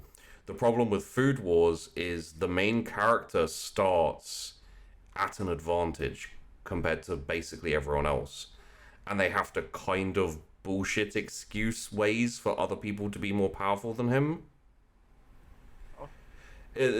Like, watching it is kind of vaguely entertaining, although I feel like I'm watching porn a lot of the time. Yeah. And, like, it kind of makes me hungry. For food. Just FYI. Just... it's fine, don't worry about it. It's cool. Yeah. I'm not judging. It kind of makes me hungry. I feel like I'm looking at porn. The main character is OP at the start, and you know, obviously he goes through trials and tribulations, but they feel a little bit forced. And there's no point when I watched it when I was like on the edge of my seat, or even like vaguely, you know, engaged, thinking, is he going to win or is he going to lose? So, interesting. yeah. Okay. It's fine, but like, I can't knock something like Dragon Ball Z below it because it just feels kind of cheap. Right. That's understandable. I'm gonna take this one out because it's like unwatchable, it says, but I mean, I could throw a few things in there. My Hero Academia. anyway, Free, I haven't seen. I want to watch Free. The next one I haven't seen. Wait. Yeah, okay, so the next 1, 2, 3 up to Gantz, I haven't seen. Including Gantz? Yeah. This is, Gate, I think? Okay. I understand the premise. The premise is actually quite interesting. I would put it, just above Shogeki no Soma. Food Wars. Which, okay. It's not very good, but I understand the purpose of it. It's kind of an interesting premise. It just fails to really deliver much of anything. Also, Dragon Maid is not hentai. It's art. It's no, it's not hentai. It's more like a slice of life kind of thing. Wait, why did someone lose 50% respect for me? I don't know. Oh, okay, guys. So, basically, I'm not putting things into tiers. I'm tiering them against each other. So, these will go up as things go below them. So currently, my top is Cowboy Bebop. And if it stays at the top, it'll go away all the way up to, like, Super S tier. Which it probably will. But there may be things that beat it. I really do want to see Gintama, but I haven't yet. The one after it. Oh, okay. What about this one? Is that Girls and Panzer? Yeah, that's Girls and Panzer. I haven't seen it. I probably should watch it, but I haven't. Okay. Glepnir I haven't seen. That next one I haven't seen. That next one I feel like I have, but I can't place it, so I guess I'll have to pass on it. Oh, we may be skipping a few. Let me go through them, see what the next one I recognize is. I swear I've seen anime go. I have like 200 and... Oh, that's so on yours, it's 1, 2, 3, 4, 5, 6, 7, 8. It's kind of like the darker one. I can't remember what it's called off the top of my head. You haven't seen up until then, though? No. I haven't seen this one either, but I'm trying to remember what it's called because I kind of know. The hell is this called? I don't know. I'm gonna pass on naming it as well. Disappointing some more people. So up until the volleyball one, which is like orange and black. There we go. So this is Haikyuu. Yeah, Haikyuu's apparently good. It is. It is, in fact, immediately going above Kuroko no Basket. And not going any further, because I can't really put it above Clannad. Understandable. It's really good. It's a better sports anime than... It's a better sports anime than Kuroko no Basket, in my opinion. I think it's more recent as well, which probably helps. But it doesn't do anything more than a standard sports anime. The only thing that's really, really cool is the main character gets this, like, insane intensity, and the art style for it is great. Let me see very quickly if I can, what's his name?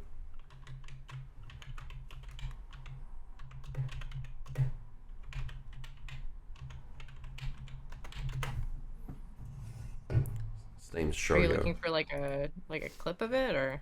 I'm just looking for an image of it because it's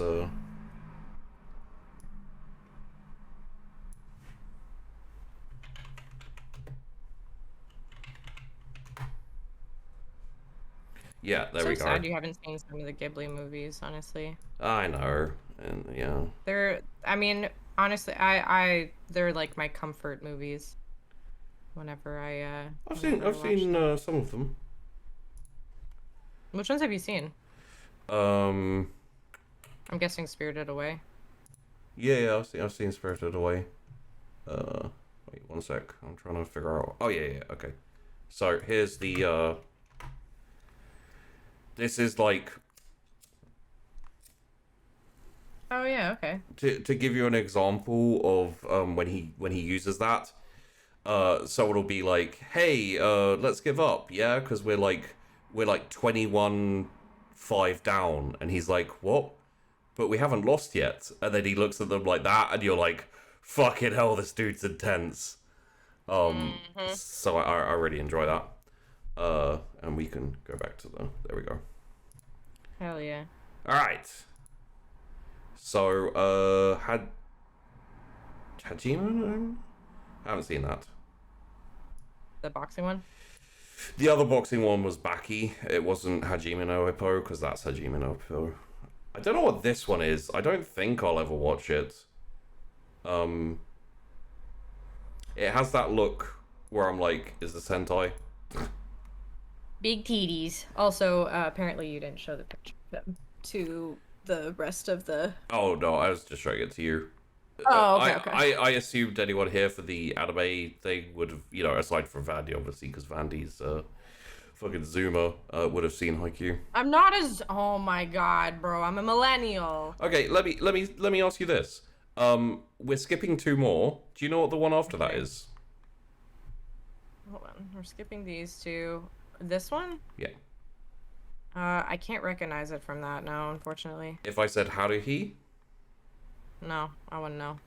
Suzumiya Haruhi? I can't remember the full name of it off the top of my head, but yeah, I've seen this one. I really don't like it. It would be below Food Wars. Below Food Wars. It's okay. Another fairly easy one to make a choice on. I'm gonna move some of these up here just to... There we go. Make some room. Okay, next one is Hellsing. Hellsing, haven't seen. Okay. It's on my to watch list before anyone loses their shit. That one there, it like 75%. Is it is that no, it can't be, because that's like Okami Shinshin Tachi something. That has characters who look familiar, but I don't think I've seen it, so we'll pass on that one. Okay. And now on to 2 actual porn ones. We have High School DxD and High School of the Dead. I'm assuming you've watched these? I have watched both of them. Oh boy, okay. I think I dropped High School DxD after a season or 2. That's still, I would still count that as watched. For High School of the Dead, there's a scene where he shoots a sniper rifle and a girl is like doing backflips and fighting zombies, and the bullet goes in between her flapping boobs. Oh, okay. Like one boob goes towards her face, the bullet goes past it, and then as the bullet goes past her other boob like swings in the other direction and goes towards her face as well. It's like a whole... As boobs do. Yeah, it is very realistic. 100%. I mean, the fact that she's wearing a top makes it probably less realistic, to be honest. Oh, definitely. I mean, wearing a top in general. I mean, who does that? Very unrealistic. Tops. I wish people would stop it. Oh, me too. Just the worst. So, High School DxD goes just below Food Wars. Okay. And High School of the Dead, I will put just above Batum. because it's zombies, and I find that very compelling and entertaining, even if I occasionally have to stare at porn. Fair enough. That's a sacrifice I'm willing to make. Oh, a sacrifice. Oh yeah, of course. A sacrifice. My goodness. So we drop the next few until we get to JoJo's. Is that JoJo's? Okay. This one here? Yeah. Oh, you haven't seen High Score Girl? No. Oh, kind of cute. Wait, is this?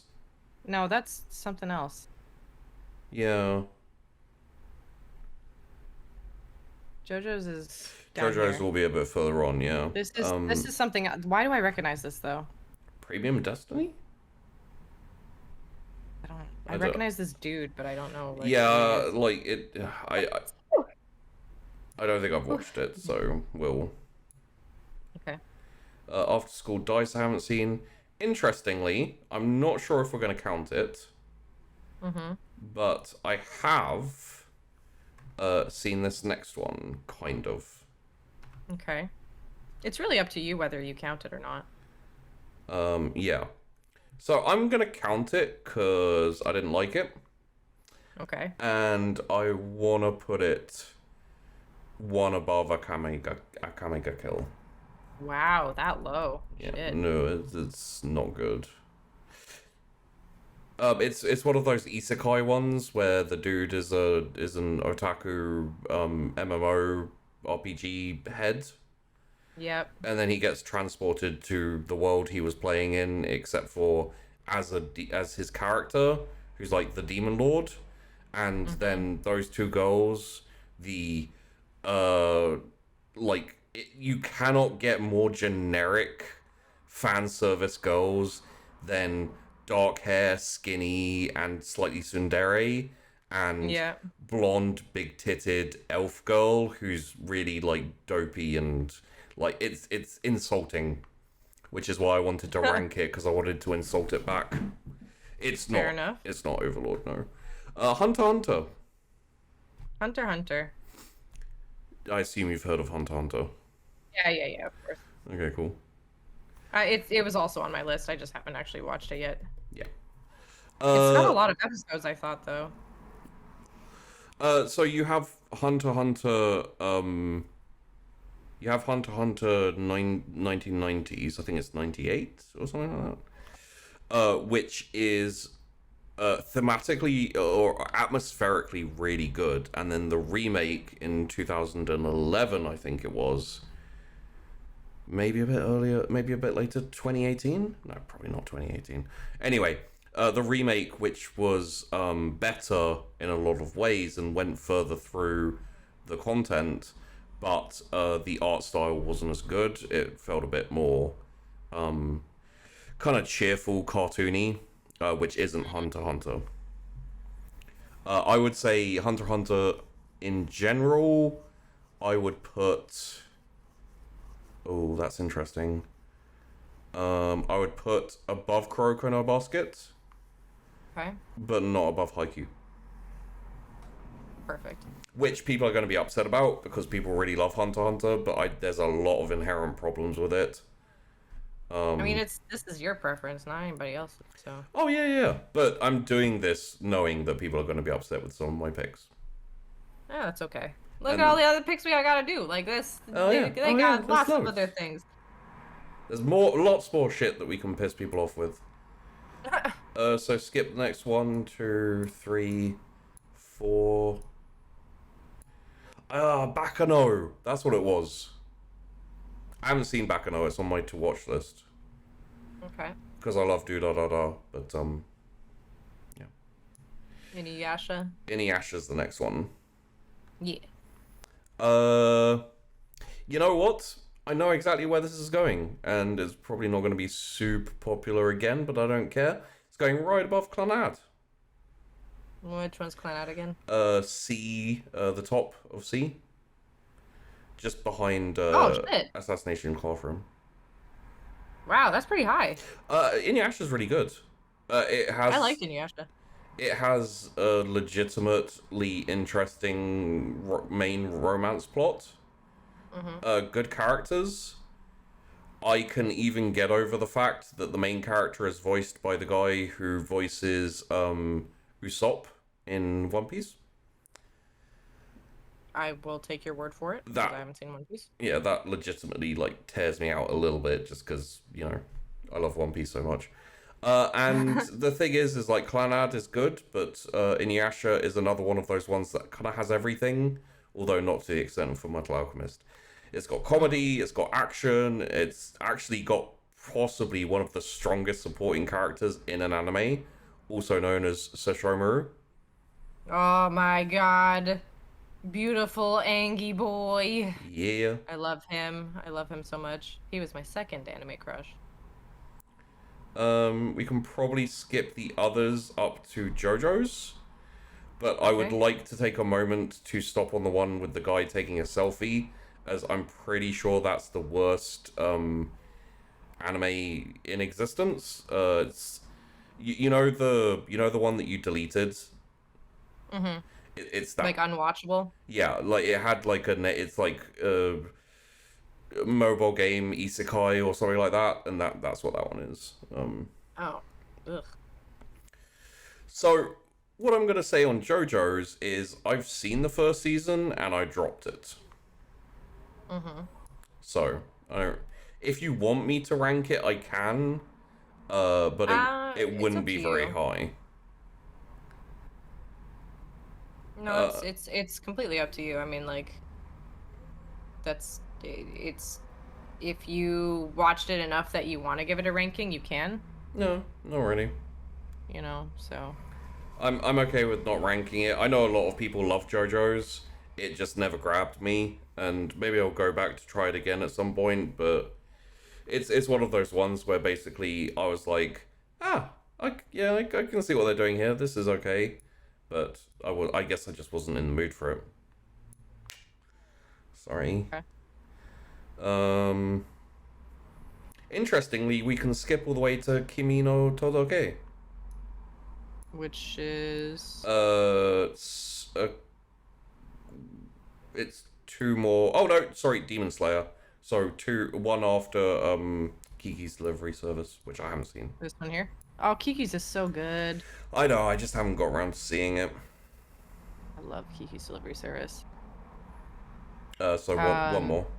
Oh, one more. Okay, Yeah, so this one. Yeah. Demon Slayer. It's Demon Slayer, right? Yeah. Yeah, I think so.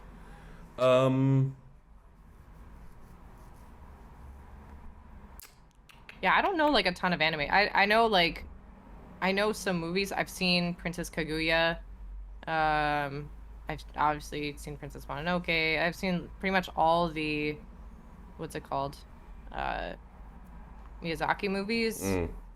I've also seen some smaller ones, like some like offshoot ones that not a lot of people might have seen. I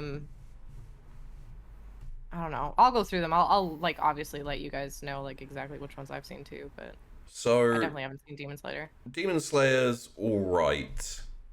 I enjoyed it enough to enjoy it. One of the problems we have now is that there's like a big block before I can see the list to know where it goes. Oh shit, sorry. Here. I would say Demon Slayer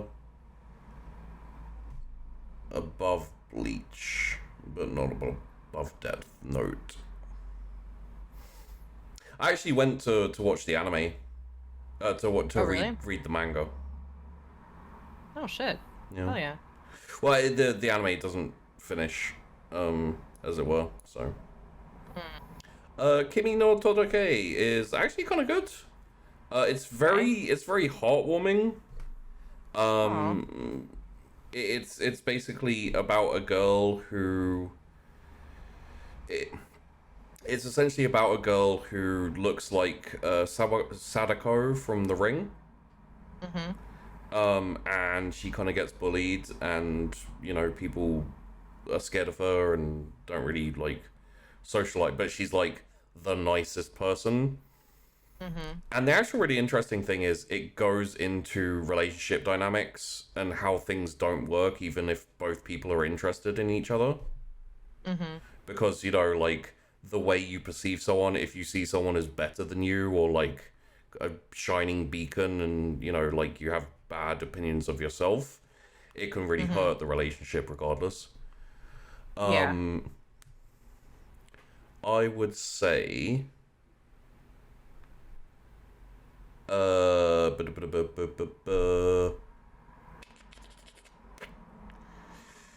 just below Hunter. You know what? Just above Beelzebub. So in between Basketball and Beelzebub. Okay. It's good, but it's not amazing or anything. Oh, you know what? Here's what we can do, Sheepy, because like this list is gonna get in the way, I think. Why don't we go through and like we can run through a bunch of them that you haven't seen and just toss them in there and then throw this thing up the top. Okay. Because that way that way you can see more about what is here. Okay. In that case, that's not myself, yourself. That is, your lie, I think. I haven't seen it. Clear row images? Oh. Oh. Beautiful.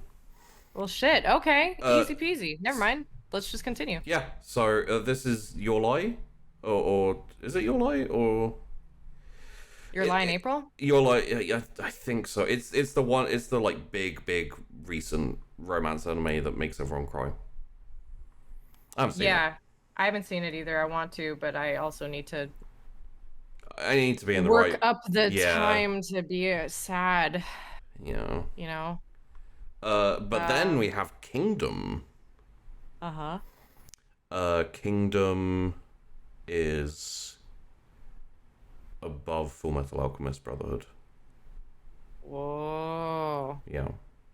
A lot of people can't get into it because of the beginning of the anime, where the animation is honestly legitimately ass. It's like computer generated clunkiness. But the story's really good and the whole thing is really fucking interesting. If you can get past the first season, and then I think there's season 2 and season 3. Like season 3 is currently ongoing. I waited for years for season 3 to come out. And the manga's fucking amazing. So well, hell yeah. very, very good. And then I believe that's Parasite after it. That's another one on my to-watch list. Yep. I may have suggested that one to you. Like, you may have got it from someone else as well, but... It was on my suggested list for a while, but people keep telling me about it too, like yourself included. So it's more like it keeps moving up the list. The more people are telling me like you need to watch this. So I'm just like Parasite, I would say just above Inuyasha. It's one of those ones which it does something very specific, but it does it really, really well, and I really enjoy it. But it can't beat the solid hitters that I just love. So yeah.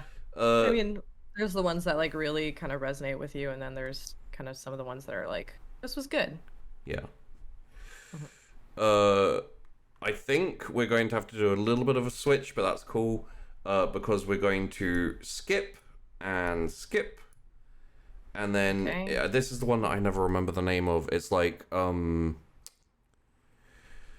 god, I even know the characters. There's Aqua and the mage girl who likes explosions, and then Darkness who she's like a masochist, and she wants to be punished, but she's also like a paladin. So she doesn't want to. It's weird. What the hell is this called? Shit. I've seen it. I dropped it after, like, the second season or something. I think it's okay. I mean... I don't know the name of it. But it's if like... you've seen it, at least that's kind of enough to put it in a category, but... Yeah. I'd put it just below Batum. Okay. It's like Karebu or Korebu or something like that. I don't know. Anyway, the basketball one that's Kuroko no Basket isn't Kuroko no Basket. I can't remember what it's called. The one that we've got next is Kuroko no Basket, so we can switch those out. Oh, shit. Okay. So we'll put that... Where's Kuroko no Basket? Here? Yeah. This here. Yeah. Excellent. Okay. Wait, did I put it too low? No, I didn't. That's where I was supposed to go. Okay. That next one, I am unsure of, I think. Yeah, I don't recognize that. So I haven't seen Lucky Star. I haven't either. I want to watch that Torturous. Is that Made in Abyss? No, that can't be Made in Abyss. Well, it could be. What? Where? Yeah, it is. After Lucky Star. After this one? This here? No. Go down a fair bit. Like 1, 2, 3, 4, 5, 6 is Lucky Star. And then 7 is Made in Abyss. No, right, sorry. Oh. 1, 2, 3, 4, 5, 6. Oh yeah, this is Made in Abyss. Yeah, and that's Lucky Star to the next of it, but I haven't seen either of them, so. Oh, okay. So wait, have you seen any of the ones up to Lucky Star? No, all of those can gua. You haven't seen Princess Kaguya. You haven't seen the wait. Is that the Wind Rises? I haven't, no. That Torturous Rouge is supposed to be really good as well, but it's on also my. I actually forgot about it for a while. I have quite a bit in my to watch list. Like my my actual personal to watch list. The problem is I have to be in the right mood for certain seriousness or etc. So yeah, no, I get that. So sometimes I can watch something like this next one, which is I haven't seen Lucky Star or you haven't seen Made in Abyss? I haven't seen Made in Abyss. Bruh. It's on my to watch list. Oh my god. Oh my god, it has the one. Sorry, we'll get to that. I kind of want to rank it, even though I haven't seen it. So the next one up is magical school something Majitsu something. Okay. I've seen it. And it exists. It's okay, I guess. I would. It's not super interesting, but it's got that appealing, powerful main character thing, which is like a power fantasy. You know what? I'll put it just below Food Wars. Why not? Okay. I'll stick it in between the porn. Have you seen High School DxD? No, I haven't. Yeah, that's not super. We can skip the next one because we're up to Mirai Nikki, which, you know what, it can go above Black Butler. Wow. Okay. It is pretty trash, but I have to give it some respect for being one of the earlier versions of the Battle Royale, stuff. And then we're actually on to something I talked about earlier. Can you tell what it is? No. Really? You can't tell from that picture? Is it a butt? Is that a butt? No. Look at what's front and center. Okay, I'm gonna have to put my glasses on. Oh, the feet one. Yeah, it's the feet. I don't know what it's called. I really could not tell that without my glasses on. That's a real testament to my eyesight. Yeah. Interesting. That's the feet one. That's the feet one. I haven't seen it, but like it's legitimate. But it exists. I've seen the trailer, and it is legitimately some of the most impressive animation I've seen. Which makes it such a fucking shame that it's like some foot fetish anime thing, but whatever. Hey, you know what? People with foot fetishes clearly make animation, so there you go. Yeah, I mean it tracks. It tracks. Mob Psycho. Honestly, couldn't get into it as much as I think a lot of people did. I still enjoyed it. I still watched it and was entertained, but it didn't grab me the way I've heard people talk about it. So I'd probably put it just below Death Note. Okay. Because Death Note did grab me right up until when it didn't. That's fair. Next up is Bakamonogotari. Which is... It looks like it's about a boat. It is not. Oh, looks like they're on a boat. They aren't. Bakamonogotari is about a guy who used to be a vampire, but got cured, and now he lives as a like pseudo vampire. So he essentially he essentially like can slightly regenerate, and like if someone beats the shit out of him, he kind of doesn't die. Oh. Okay. And that little blonde girl front and center is the mini version of the vampire who turned him, and then kind of like stuff happened. She lives in his shadow and occasionally comes out. Oh. And cool. It's basically do you know what I mean when I say talkie anime, where like the core premise of it is interesting banter? Yeah, okay. Yeah, and I know what you mean. Is that kind of what it is? It goes just below Cowboy Bebop. Okay. Where did we put Cowboy Bebop? Where did it go? Cowboy Bebop is at the top. Holy fuck. Oh, wow. Bakamonogotari is one of my all-time favorite animes. It is fucking amazing. Well, shit. Okay. Some of the sequels are a little bit more complicated, a little bit more esoteric and hard to get, but Bakamonogotari is the first one, and it's probably equal best with one of the films, which I believe is called Nisei Monogatari. Awesome. I'll have to check it out then. I haven't watched the Feet anime. I kind of want to, just to see what it's all about, but I haven't watched it yet.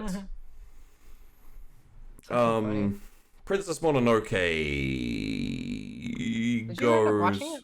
Yeah, fuck yeah, I've watched Princess Mononoke is one of the first animes I watched. Oh, hell yeah.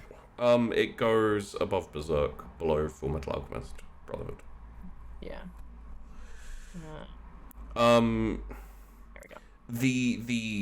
The art lover in me wants to rate it above even Cowboy Bebop, just purely because it's so beautifully animated. Oh my gosh, yeah. But it really is stunning. Like the story and the everything. Like I think the first time I saw it was in English as well, which you know. But it's obviously it's still really amazing. It's that far high up on my list.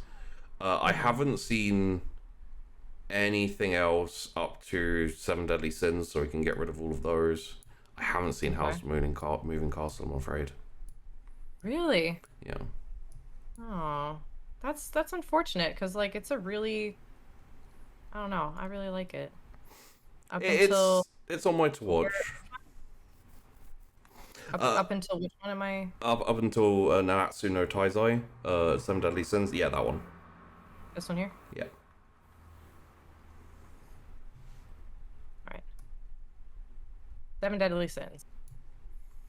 I watched like 10 episodes and dropped it. It was a kind of like similar to My Hero Academia, except for I like this one a bit more. Do you still want to rate it, or? No, I'm just giving us a point where we could kind of keep throwing ones away from. Is that prison school? So Naruto's and no, it's not. It's something else. I guess I haven't seen it. Okay. There's Naruto. Naruto can go just below Bleach. Okay. There you go.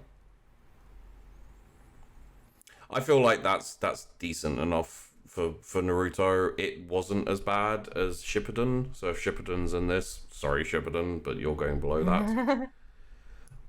Nausicaa, I haven't seen. I don't think I've seen that one either, actually. I think that's one of the few I haven't actually seen. So we can skip the next 3, because I don't think I've seen any of those. They don't ring a bell to me, at least. Isn't this, This is, what's it called? Oh my god. The chick in the red jumpsuit. What's her name? Ditto. I don't think I've seen it. Hold on.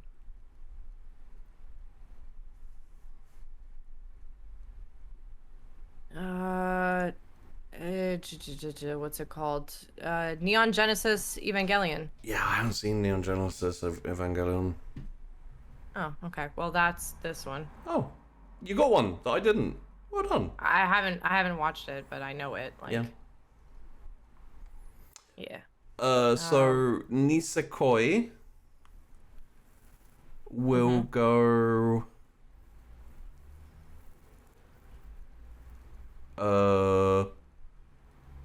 Just below Hunter x Hunter. Okay. Hunter x Hunter is... Second row on the right. There you go. Right here? Yeah. Yeah. Vandi doesn't know what Hunter x Hunter is. Don't know this one? No Game, No Life. Very colorful. No Game, No Life? Oh. Yeah. It is really interesting, but it has the same problem that Shogeki no Soma does, so I'd put it just above Shogeki no Soma. Which is Food, which is Food. Food Wars? Yeah. Just say Food Wars. I don't fucking know their Japanese names. Baka. Don't call me fucking stupid, okay? Tonkatsu. I don't know what that is. Tonkachi means hammer. Oh. So the next 1, 2, 3 we can skip. I don't recognize them. At least from the Omoide Poro Poro. Oh, I know this one. One Punch! This can go just... Oh yeah, literally just below Food Wars. Below Food Wars? Yeah. Yo, this anime trash though. Disrespect. Okay, you know what? Actually, yeah, fair enough. It can go above Food Wars. Good. At least, where'd it go? Where'd I lose it? Here we go. Meet. Better. The first season was really good. It wasn't. The first season, it was like, okay, the first half of the first season was decent. So I thought it was very funny. My opinion on One Punch Man is that it had an episode, maybe 2 of content. And then they just stretched that out and just kept doing stuff, and I was like, I get it. You know, like it's the same problem I have with Food Wars. It's the same problem with I think it's called Grisaya no Majutsu something. The one to the right of Food Wars. Like, a lot of these anime nowadays, they think that they need a super powerful main character to be interesting, when in fact that is the opposite of interesting. It's so boring. Okay, fair enough. Like, from the first episode, or maybe second episode, I could tell you that his journey is, you know, I don't want to be the famous hero, I just want to do good. It's like, cool, that's a really obvious storyline. I mean, I just enjoy it because he's just so dumb. He's just big dumb boy. And I mean, love that. That just means that it's a comedy anime, which is even worse. It was a comedy for a while. It's got mostly comedic tones to it. Sure, but like, there's much better comedic anime. Fair. Okay. It's like, in terms of comedy, I would say it's entertaining at best. It's not funny at any point. Okay. And in terms of action, it's cool looking, but it has no substance to it. And in terms of character and story, you've got maybe an episode. And then you're like, okay, I know where this is going. I know what the point is. Why is this still going? So, like, don't get me wrong, I understand completely why people enjoy it. It's just, there's nothing substantive for me to enjoy there. So I can't put it very high. Fair enough. I mean, again, that's one of the ones I genuinely enjoyed, so, I mean, I get it. I apologize for pooping on one you enjoy. Oh, no, it's especially when you've only seen apparently 5 anime. Sorry. What do you mean? I've seen animes that you haven't seen. Sure. Jeez. So yeah. We skip the next one. Okay. This is Oregairu, also known as Yahari Ore Dovcom something Machigairu or something like that. Anyway, this is really good. Minus points for getting a little bit esoteric and like artsy-fartsy wordsy without any substance, but still good. So I'd probably put it just below Nisekoi, just above Kuroko no Basket. Okay. Because Nisekoi, like, just above Kuroko no Basket. Oh, above Kuroko? Okay. Yeah. They both have slightly similar aspects to them, but Nisekoi doesn't get annoyingly hard to understand. In Oregairu, it's like there's a lot of conversations where you're like, I think I know what you're saying, but I'm not sure, and that's annoying. Oh.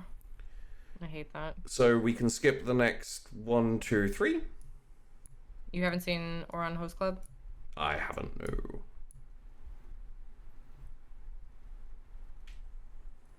I recognize the one after Overlord, but I'm not sure why. Anyway, Overlord. So this is one that could be kind of contentious, because if I'm just rating season 1, it would go higher. Okay. But what's it about? So it's about a guy who plays an MMORPG as an evil guild, like with his friends. Mm-hmm. Oh, this is the one that you were talking about that had like the guy he goes into the game as like with the 2 girls. No, is that the one? That's C tier, last one on the C tier. Oh, okay. But almost the exact same thing happens. They do more interesting stuff with it, and it doesn't get quite as sex slavey. Oh. Okay, good. But it still gets a little bit sex slavey. I would say just below Naruto is acceptable for this one. Okay. Just like it would go higher if the art seasons after the first season never happened, but they did, so it can go no higher. And I think we're skipping 1, 2, 3, 4, 5, 6, 7, 8. Yeah, we're skipping 9. You haven't seen Ace Attorney, you haven't seen Pokemon, you haven't seen Pompoko, Ponyo, Yeah. Porco Rosso. Yeah. Wow. Fuck, okay. But I have seen Prison School. Well, shit. That's a lot. I haven't seen Seraph of the End. Clear these ones. Man, that's a lot. Okay. Prison School is like kind of gross. How so? There's a lot of scenes where you're like, this is kind of there. Mm-hmm. there's kind of a lot of like fetishistic stuff from the dudes. Okay. Where they're like, not necessarily they're kind of masochistic. Okay. Verging on like, I don't know. It's kind of interesting in theory, but not really. And then in practice, it's even less so. So I would say it's, you know what? I'll put it. You know what? Haruhi Suzumiya really pisses me off. So I'll put it just above that. So, mid D tier. There. Like here? One to the right. Okay. Yeah. Awesome. Psychopath? It says season 2, but I think it's just Psychopaths. So I'll kind of. I really love Psychopaths. The first season's amazing. It goes a little bit downhill.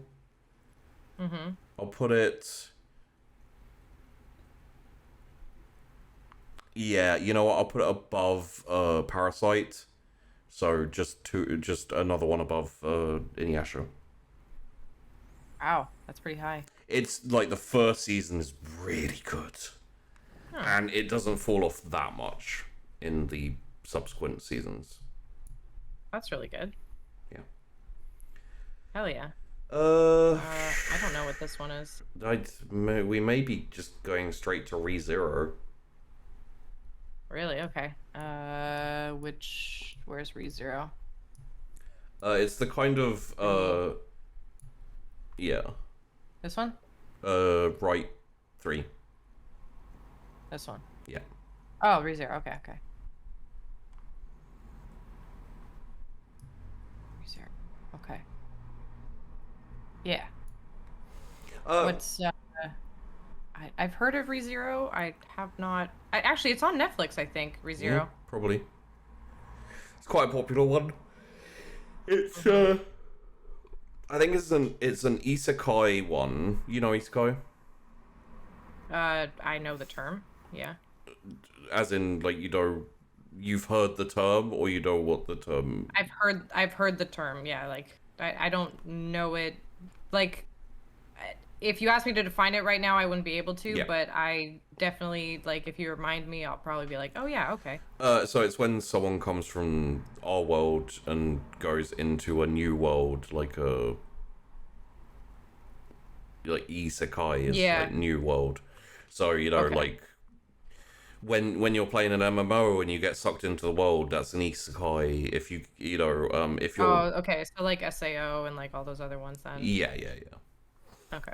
ReZero is the one where like he gets to redo if he makes a mistake. I'll say it like that. It's actually pretty interesting and it's quite good, although there's big vast bits of it that annoy me. It's still pretty entertaining. I would put it. It's interesting to me that I've put Death Note below Beelzebub, but Death Note has a shitty last bit, which really annoys me. You know what? Yeah, could you so top of C, can you move Mob Psycho up? Okay. And above Death Note and above Beelzebub. Oh, okay. We're shifting around. Like I just saw Mob Psycho there and I was like, I enjoyed that. It was more interesting than Beelzebub, and it didn't have the problems that Death Note had. Are there any other ones like at this point that you'd want to like shift around? I don't think so. Okay. For now, I think I'm probably gonna shift this, but I think ReZero would be just below Death Note. Just below. Okay. Yeah. Cool. See, guys, Vandi knows Death Note. I know Death Note. I don't know I don't know a lot of these. Most of these. Yeah. No, there's like I went through it and I saw a lot I recognized. But less than I thought I recognized, apparently, because we're going past. The next one's going to be Samurai Champloo, so it's like a big... I don't know, probably like 9 or something? Oh, like we're skipping a whole bunch of them? Yeah, to Samurai Champloo. You haven't seen Psyche K, Sailor Moon? No. Ruby? Nope. Wow, yeah. Wow, okay. Shit. You haven't seen Sailor Moon? Honestly, like, I obviously know Sailor Moon. Mm-hmm. It's just one of those ones where I'm like, I haven't had the inclination to watch it, honestly. Mm. I have seen... Which one? Sorry, which one am I stopping to? Samurai Champloo. Which is... Oh, Vandi. I don't know. You're saying, like, I don't know this one. Get rid of one more. Oh, okay. Yeah. There you go. I don't know. Wait, Rurouni Kenshin was in there? Where's Rurouni Kenshin? You guys, you act like I know animes. Like, I know some animes. Oh, yeah, there's Rurouni Kenshin. Where? Just before Ruby. Oh, the one that I'm... Okay. Yeah. Yeah, sorry. It's because Rurouni Kenshin was right at the bottom there, and, like, on a quick pass over, I was like, I'm not sure about that one. And I recognized Samurai Champloo off the bat, so I was like, yay, what do I recognize? So Rurouni Kenshin, I was not, like, super into, but it was better than... I think probably just in between ReZero and Demon Slayer. So... Okay. Oh, nice. Samurai Champloo is really interesting, but with flaws, so I'd put it just above Mob Psycho, again in B tier currently. Yeah. The next one I don't know. The next one I haven't seen, but of course I know. This one here? Yeah. I think I could recognize it just from the art style. It's School Days. I think I've heard of that. You probably would have. It's the one with the twist ending. That does not help me. I really don't care about spoilers on this one because it's Garbo. It's essentially a slice of life anime all the way up to like the last couple of episodes where he cheats on his girlfriend with his other friend and gets her pregnant. And what? And then she goes insane and cuts his head off and I think murders the other girl. What the fuck? Yeah, it's like one of those shocking twists where you're like, what the fuck? Yeah, jeez. That's okay. Wow. Yeah. Goddamn. But I haven't seen it, so observe the... All right. Next up is Bunny Girl Senpai. Yep. Which I also think that you mentioned to me at one point. I did, yes. This will be... I'm trying to decide. For now, I think it's going to go higher, but for now, put it above Psycho Pass. Where is it? A tier on the left. A tier on the... Right here? Wow. Above Psycho Pass, so 2 down. Oh, okay. There we go. Yeah. I mean, I recommended it to you because it's good. Yeah. So, the next one looks familiar. But I don't think I can place it. And it might just be a couple of the characters that look familiar. You know, like kind of generic anime characters. The one after that, the girl with the panties on her head, I've seen the memes. I haven't watched, so I can't... I think I've watched like the first episode and I dropped it because I was like, oh, this is exactly what I thought it was going to be. Then we have Shingeki no Kyojin. Okay. Never heard of it. You never heard of it? Really? I no. Oh. Well, okay, so, I'm a little bit surprised, but fair enough. You can't know everything. Attack on Titan.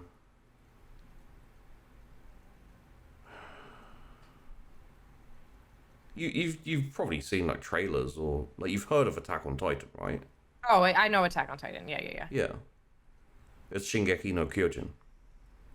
That's why are I don't know the Japanese names for these. Phew, racist. Okay. So No, I know some of the Japanese names. It's just like I'm watching like half of them I'm watching dubbed, half of them I'm watching subbed. It's like wait, you watched dubbed? Occasionally, and actually, what's it called? Kill la Kill. Yeah. The dub is amazing. Oh.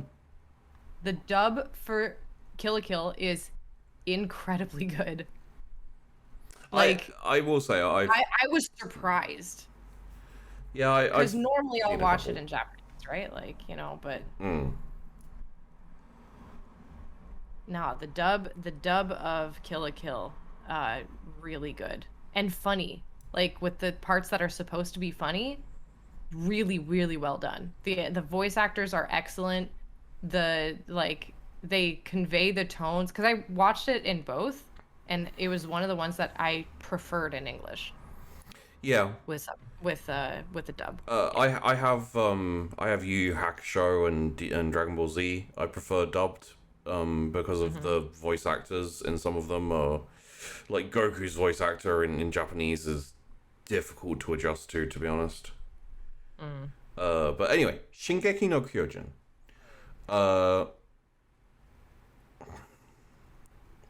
Man, I'm gonna lose respect points for this one. It's gonna have to be below DBZ. Okay. Where do we put DBZ? Oh, here. Yeah. It's like, why though? The first season is good and has a lot of promise, and then the way they take it is disinteresting and kind of a cop out, and then the ending is just kind of like, wait, I went through all of that for this? Okay, whatever. It's like Game of Thrones. I was done caring. Also, I have a tolerance for shocking character death. And to give you other examples, Game of Thrones and The Walking Dead completely lost my interest just by trying to kill characters all the time for shock value. Yeah. So that it would trend on Twitter. Well, I don't know if it was so that it trend on. I mean, that's part of it, but definitely, I couldn't watch The Walking Dead because it just felt like the same thing all the time. Same with like, there's a few shows I just couldn't get into, and I really like a lot of different kinds of shows, but I love zombie stuff, but you know, and I've watched the majority of The Walking Dead because it's zombie stuff, and there's not that much good out there. I don't love zombie stuff. Like, I don't find zombie stuff generally that interesting. And I don't know, I'm not really sure why. It's just one of those things that, like, as a concept to me is, like, kind of boring from a fantasy standpoint. I don't know. Yeah, no, I think that's fair. Just one of those kind of things. We can do away with the next three, I think. Okay. Which leads us into Soul Eater, which I dropped after like somewhere between 10 and 15 episodes, I think. I think that's still worthy of judgment. I mean, it's gonna go... See, this speaks a lot for my experience with One Punch Man, that I'm like, I think it's gonna go above One Punch Man. And that's it. Yeah, I mean, if you don't like One Punch Man, you don't like One Punch Man. Yeah.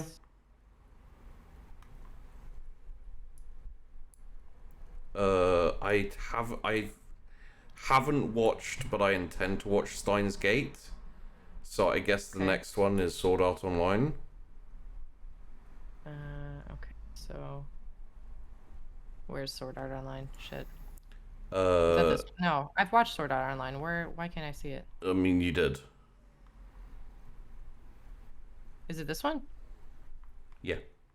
Yeah, okay. Oh, fuck. I was like, it's been so long since I like the characters to me were not terribly interesting.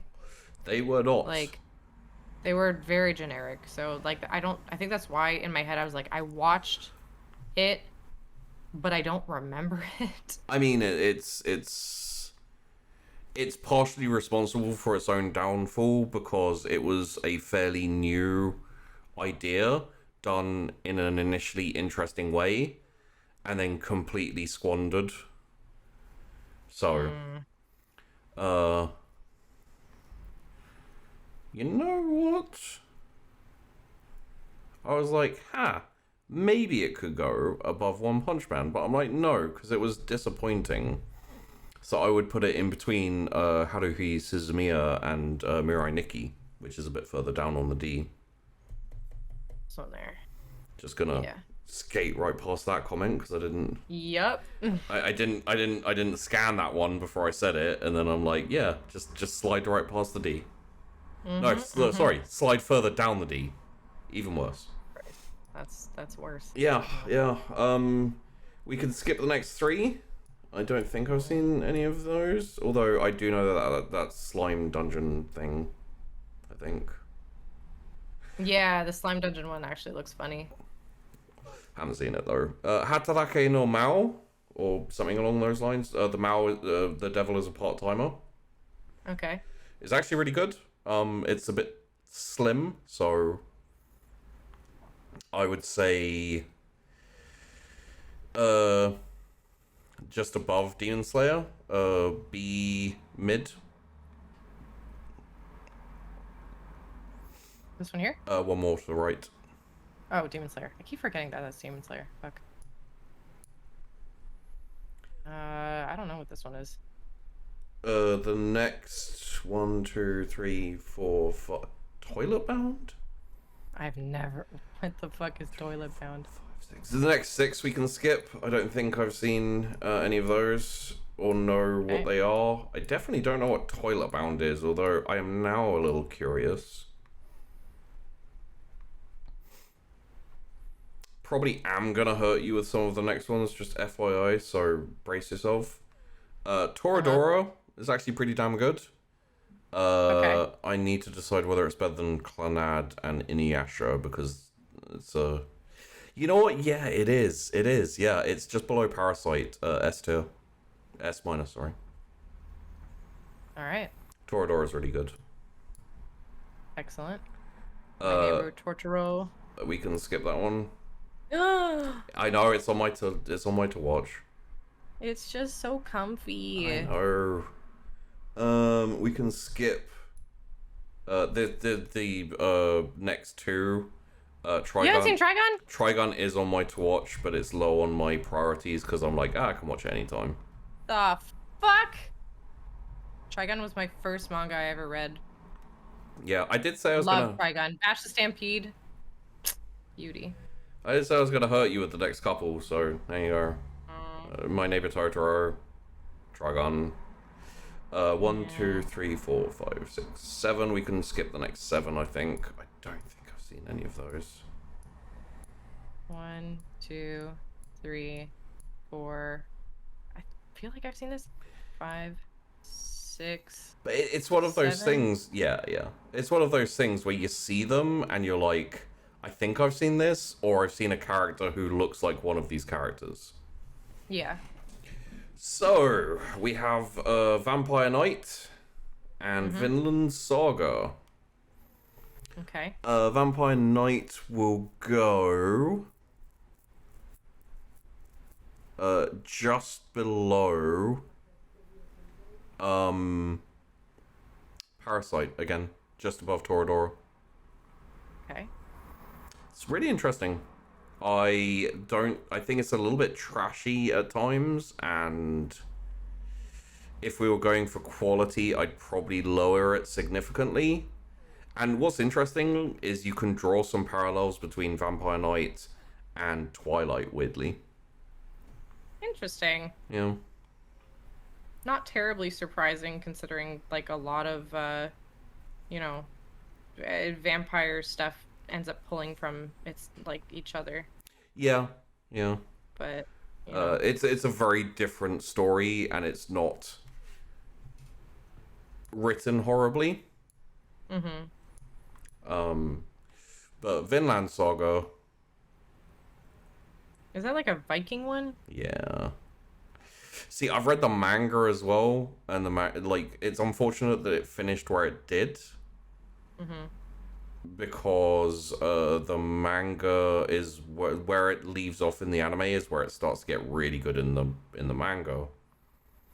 Ah. But it's still really really good. I'd say just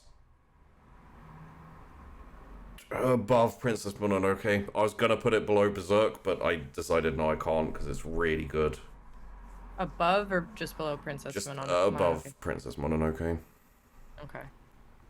Damn. It's That's pretty good.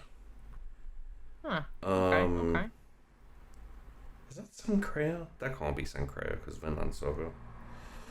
Uh, so 1, 2, 3, 4, 5. Next 5 can go, Okay.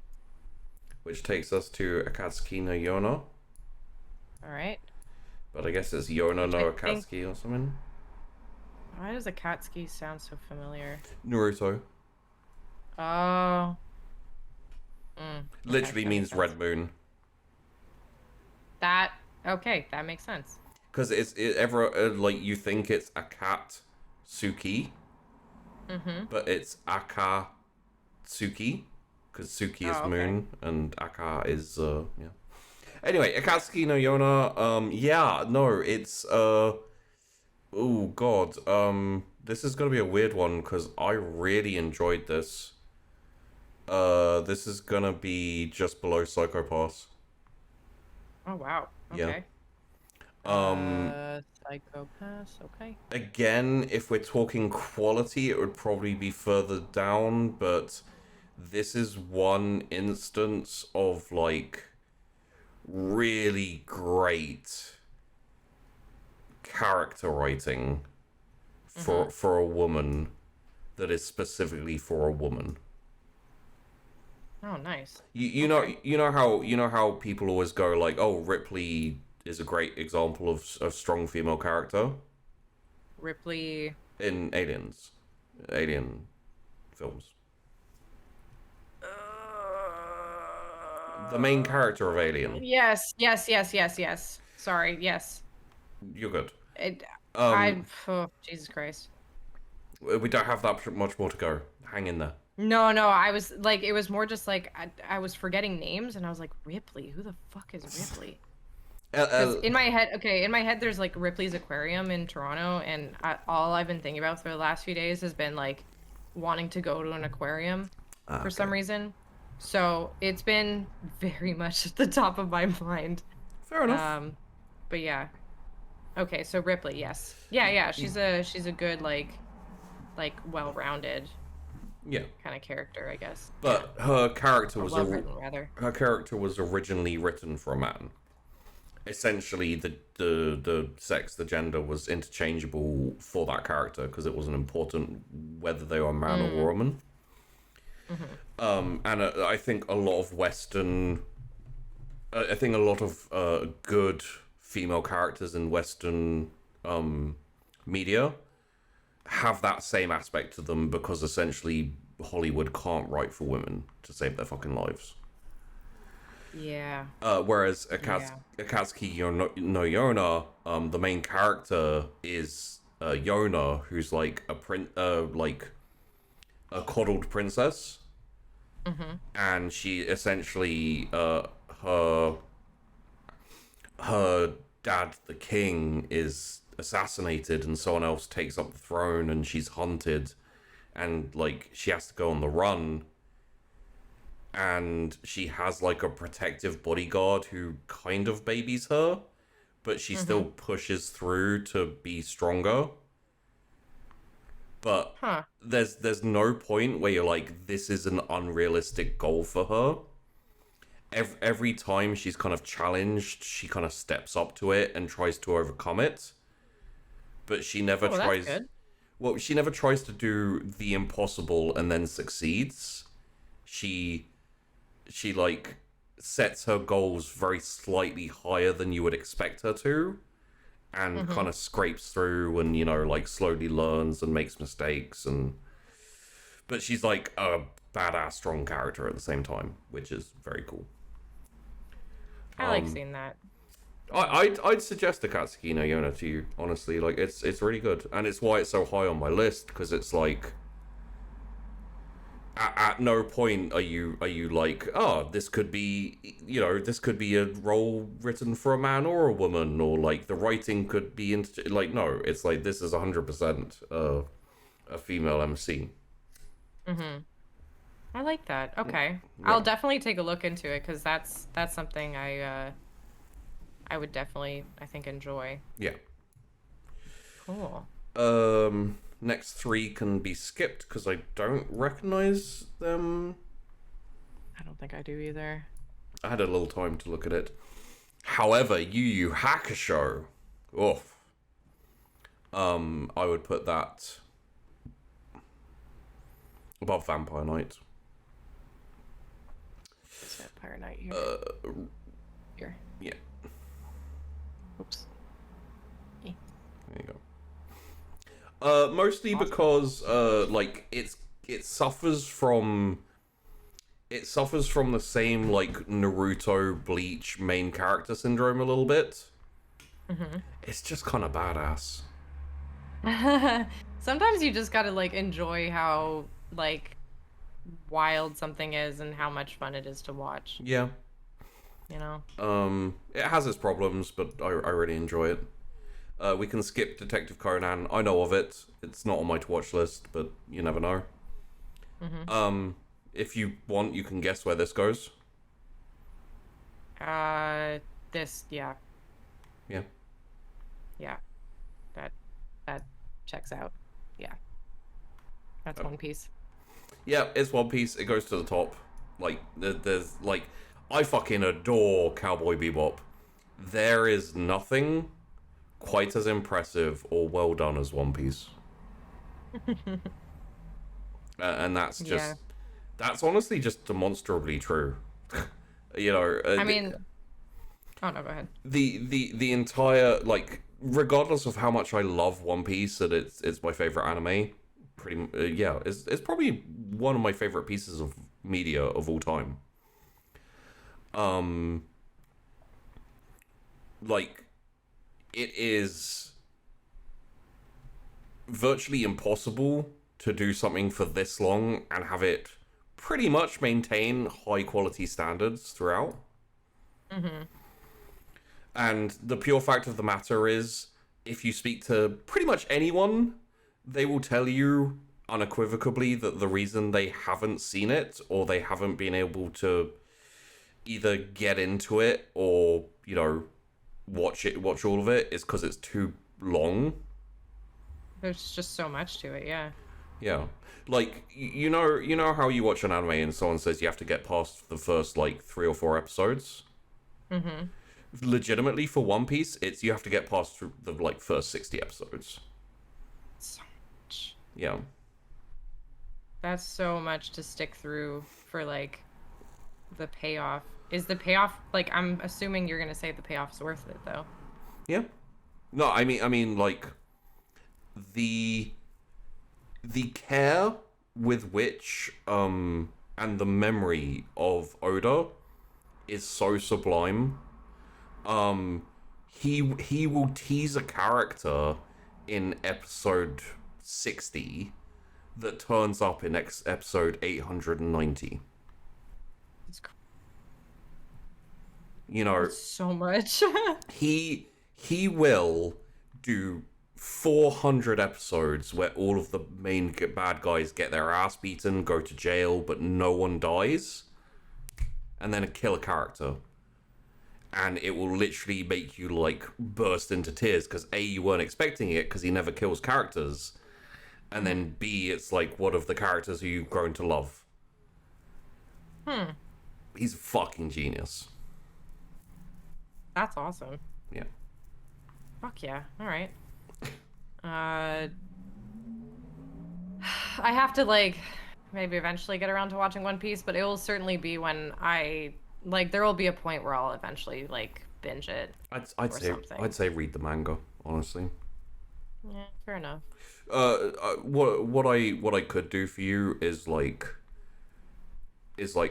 draw up fight scenes and scenes to watch in the anime, because there are a few instances where like the anime does better or gets something right, but for the most part the manga's gonna be a quicker read, just purely because anime tends to fill a lot of space, not in a bad way, just that would be No, like it's one of those things like I'd probably watch it and I'd probably like watch it also partially while I'm doing work. yeah, You know what I mean? yeah. Oh, but Um, you can't watch it dubbed. no, no, no. I'll watch it. Yeah. No, I'll watch it subbed, obviously, but it'd be work that I'm not necessarily like I have to pay too much attention to. Like if I'm like Yeah. sanding dice or some stuff, Oh, like yeah, okay. Yeah, we could skip the next one and go to Fairy Tale, okay. which, oh god, Fairy Tale's not amazing, but it's not terrible. I kind of liked Fairy Tale. I thought Fairy Tale, it was like entertaining, you know? Yeah, it was just very light a lot of the time, and it was missing something very core, while at the same time adding something really interesting but not necessary. I don't know what the core thing it was missing is. I can't vocalize it. But the thing it added was this really cool guild feel. I did like the guild feel. Like Yeah. the guild feel was amazing, but it wasn't necessary. But you know what? It was something definitely different because Yes. like you don't see that like that sense of like community in a Yeah. show. It definitely has never like I've never seen a show that really felt that prevalent from a community standpoint. Like it felt like you're part. It felt like they were actually really part of something bigger. Yeah, like Naruto was a village, but you never got that feeling. Yeah. You Yeah, know, yeah, absolutely. like they told you that it was a village and that the people there cared about each other and lived there, but you never saw it because they weren't interacting all the time. It was focused on the main characters. In Fairy Tale, they'd always be in the guild and they'd always be interacting with multiple characters all the time. The problem is like for the show, for a shonen, it's not necessarily needed. Yeah. Which doesn't detract from it, but also means it can't really get points for that unique feel because it doesn't do enough with it. You know, it's there and they do a decent job with it, but it's an interesting premise that doesn't really go anywhere particularly. Yeah, Especially as the show goes there are on. parts of it. I mean, I think it was more prevalent at the beginning, like when there were more kind of like inter-guild, interactions and stuff. Yeah. Um, Then they started focusing on the dragons and dragon slayers. Yeah. Yeah. But I'd say I you know what, I'm gonna go with you on this. For that, I will put it above Bleach. Yeah. Okay. Where's Bleach? Right. Yeah. Okay. Tokyo Ghoul. Didn't watch. Yeah, it's kind of. I think I've picked it up twice and dropped it after the first episode twice because I'm just not in the mood for what it's giving me. God, we may be skipping a fair few in this bit. You didn't watch what is this called? Oh God. I'm forgetting the name now, but I watched it. Beast Stars? Beastars, yeah. I didn't know. That's a. Okay. Well, you didn't watch this one either. Beastars. God, where's the next one I watched? Oh, we're going through lines here. I Holy haven't shit. seen. I think that's Code Geass, and I haven't seen it. Just tell me where. I'm still looking through. None of these ring a bell to me. Have you seen The Great Pretender? No. You haven't seen it? Ah, I actually like that one. Burn the Witch. No. Wow, no, we're just burning through all of these now, apparently. Fuck, okay. There You we just go. let me know. So... keep going. Past Burn the Witch. Oh my goodness. Past Great Pretender. Great Pretender is an interesting one. So, some of these I'll probably have on my to watch list, or on my, like, if you look at my anime list, which I'm gonna send you just before we finish the show, so you can kind of go through quickly, like scroll through and pick out any ones you want to shout at me about. Oh, wait a second. They're like shifting them to the bottom here. Okay, so where's the end of the list?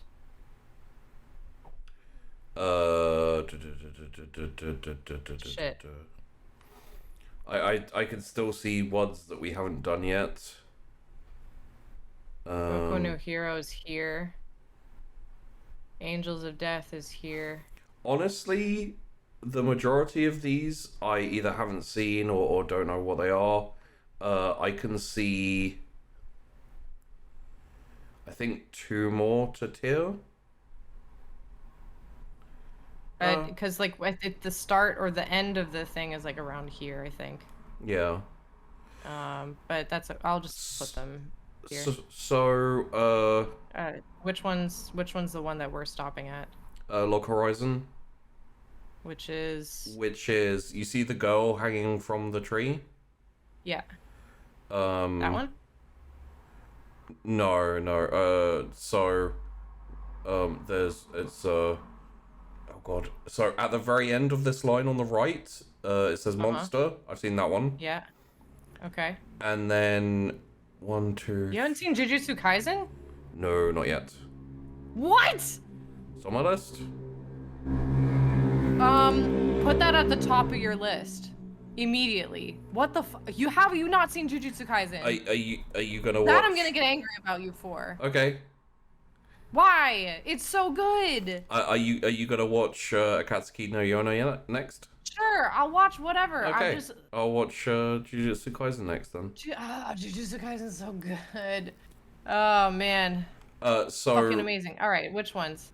It is first on the right, and then 1, 2, 3, 4, 5 from the right. So 1, 2, 3, 4, 5. This one? One more. 5? That's Log Horizon. Okay, I'm just gonna put it in here as though we need to like sort it. And you can put which other ones? Monster. It's like Tonari, monster thingy. But yeah, Tonari no Monster's kind of interesting. It's not too good, not too bad. I would put it in between Kuroko no Basket and Kimi no Todake. A tier, yeah. That's the monster one you're talking about? Yeah. And then Log Horizon, I would put. It hurts a little bit to do, but honestly, I think it is just above Kingdom. Just below Bakamonogotari at the top. Left. Left. Left. Here. There. Wait, this one? Here? Yeah. Log Horizon's fucking amazing. I've heard of Log Horizon. It is Sword Art Online done right. Like not too long into the first season after they get dropped into the MMO RPG world, isekai kind of like, oh bloop, here I am. They start thinking about things like the NPCs and how the NPCs are turning into real people, or you know, how to deal with them and politics of the fact that, so they can't die. Well, I mean, they can die, but they just respawn. And there's a whole load of problems that comes along with that. That's much more interesting than if you die in the game, you die in real life. Because it's almost like they did not disintegrate, but like deteriorate in one way, or yeah, you could say that. I won't spoil it because it's really interesting. There's like there's Persona 4 and Persona 5 in here. Oh, okay. There's 2 Persona 5s, I think. Are there? Yeah. Fourth row, middle left. Oh, that is Persona 5. Okay, never mind. There's 2 Persona 5s. I thought it was Persona 4 and then 5. No, if you look down below. I've seen this. This is, what is this? Pop Team Epic? Oh, there's another one here. Yeah, you're right. Shit. I've seen Pop Team Epic. There's probably a couple more in here that I've seen, but I think that does a decent. You haven't seen Yu-Gi-Oh? I think I've seen an episode when I was like 10. Oh, okay. I'm like Pokemon, Digimon, Yu-Gi-Oh! Just never interested me. I've seen Shaman King. Eden Zero? No. What other ones? I don't recognize a lot of these now. These are all really obscure now. I mean, I've seen and dropped High Rise Invasion. I wasn't in the mood for it. I know Sinbad. Oh shit, where's Sinbad? To the left of High Rise Invasion, by 2.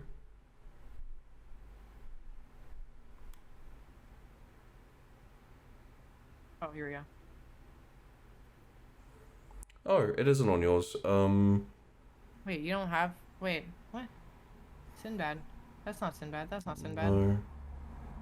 Sinbad. I've also seen Oh, here we go. It's over here. There's High Rise Invasion is there twice. Oh, yeah, then there you go. I've also seen, if you go up and right, there's kids on bicycles. Mm-hmm. Right. Kids on bicycles. Oh, here we go. There we go. The one on the left, I've seen that one. Okay. It's basically about a high school council who randomly all get superpowers and they start like testing it out and seeing what they can do and. Oh shit, that's kind of cool. Yeah, it's not amazing, but it's solid. If I had to rank it, I'd put it probably just below. No, yeah. I'd put it just above Beelzebub. It's got that same kind of vibe. Okay. In that case, then. Oh, hold on. I think, are there any other ones that you can see that you've had? There's probably more in here that I've seen or. What the fuck is this? Got a top hat. Some of them are like, they kind of tug at my brain and they're like, you've seen this, but I'm also like, I may have just seen that character in a different anime. Yeah. Or I may have seen a picture of it or something. Let's call that one for now, because I don't think there's anything else I super recognize. These are the main ones. These are the best ones. So we can shift some of these around to make sure that they're like in their proper thing. So I'm guessing you're gonna put One Piece up at Divine. Yep. Cowboy Bebop at least at S+, if not also Divine. Cowboy Bebop and Bakamonogotari at Divine. Mm-hmm. Incredible. Divine. Divine. Sorry, yeah. S+, Log Horizon, Kingdom, Fullmetal Alchemist Brotherhood, Vinland Saga. Except for move Vinland Saga up to. Okay.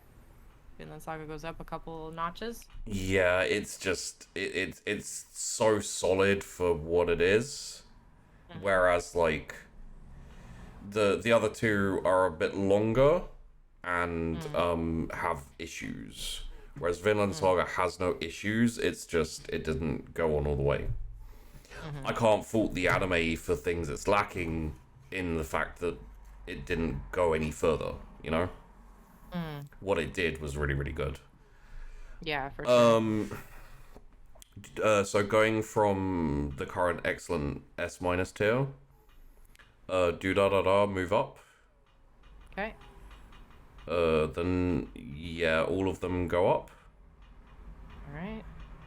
Because I think if I'm gonna move that one down, any down, I'll do it once they're all up. Yeah. I would say Toradora and Yu Yu Hakusho go down one. The vampire one? Stays, yeah. Okay. No, it stays. Oh, no, sorry. Yeah. This one goes down one? Yes. Eh. Inuyasha goes up and goes forward 2. All right. That one goes up. That one goes up and goes forward 1. Okay. Damn, good shifts around here. That one goes up. Up. And up. Awesome. All right. A tier. B tier. What the fuck is that?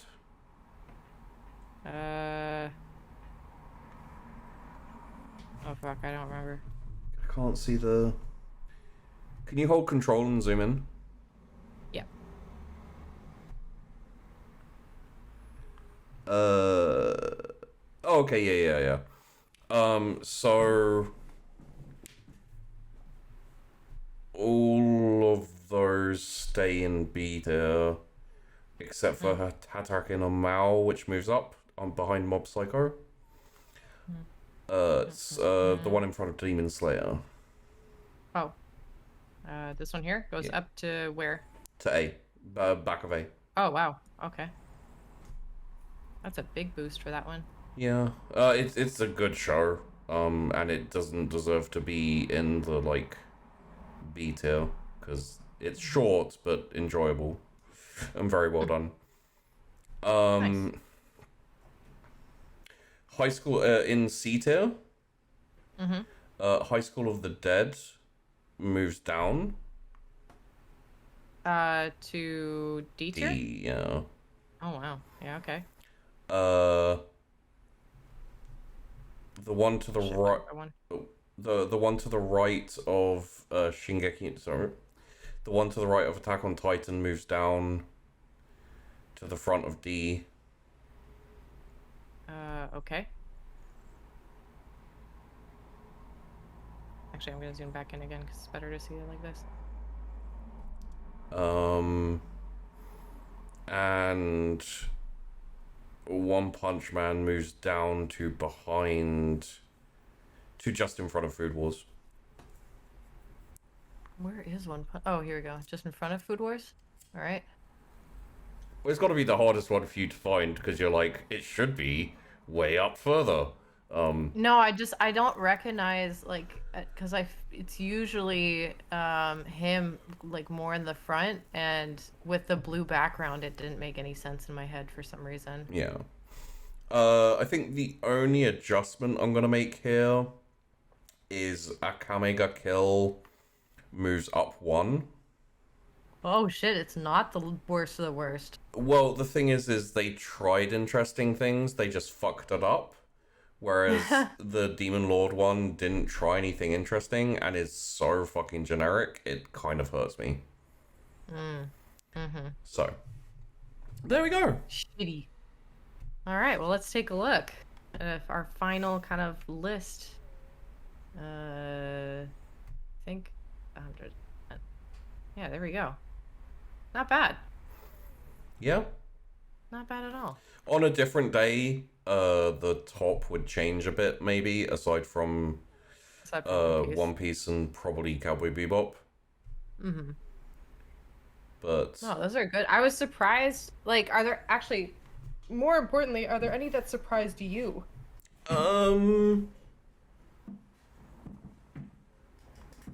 So some of the mid, I guess we'd call them mid tier, but some of the S's and A's surprised me.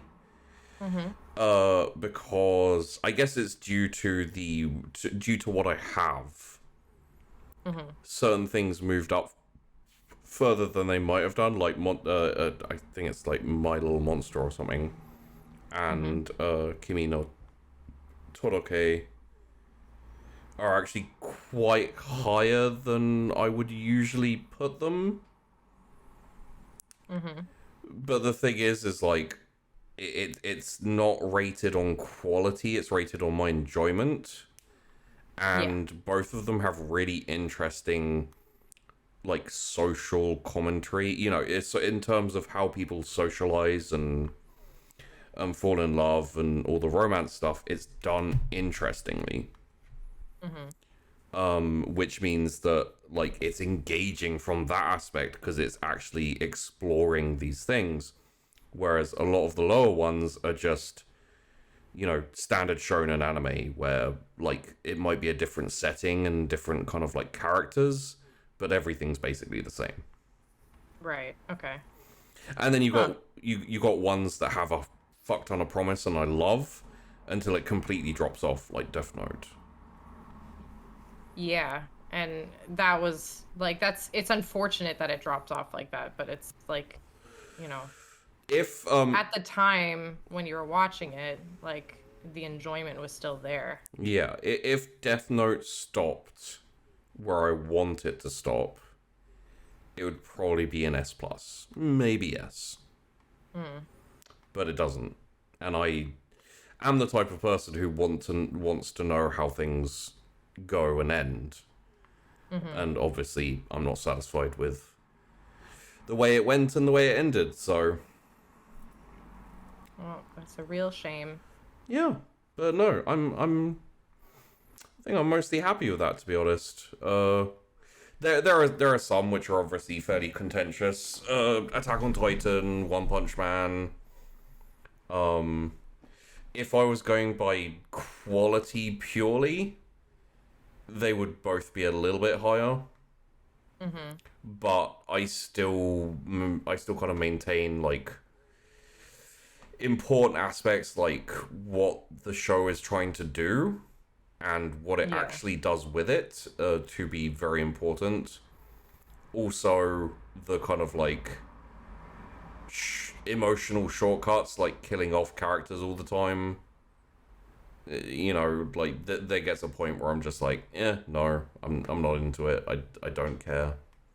Yeah, if it's not enjoyable, like if the character deaths don't really mean much to you, then that's... I mean, if the character deaths don't mean much to the writers, why should they mean anything to me? I guess so. I mean, I can, yeah, all right. That's.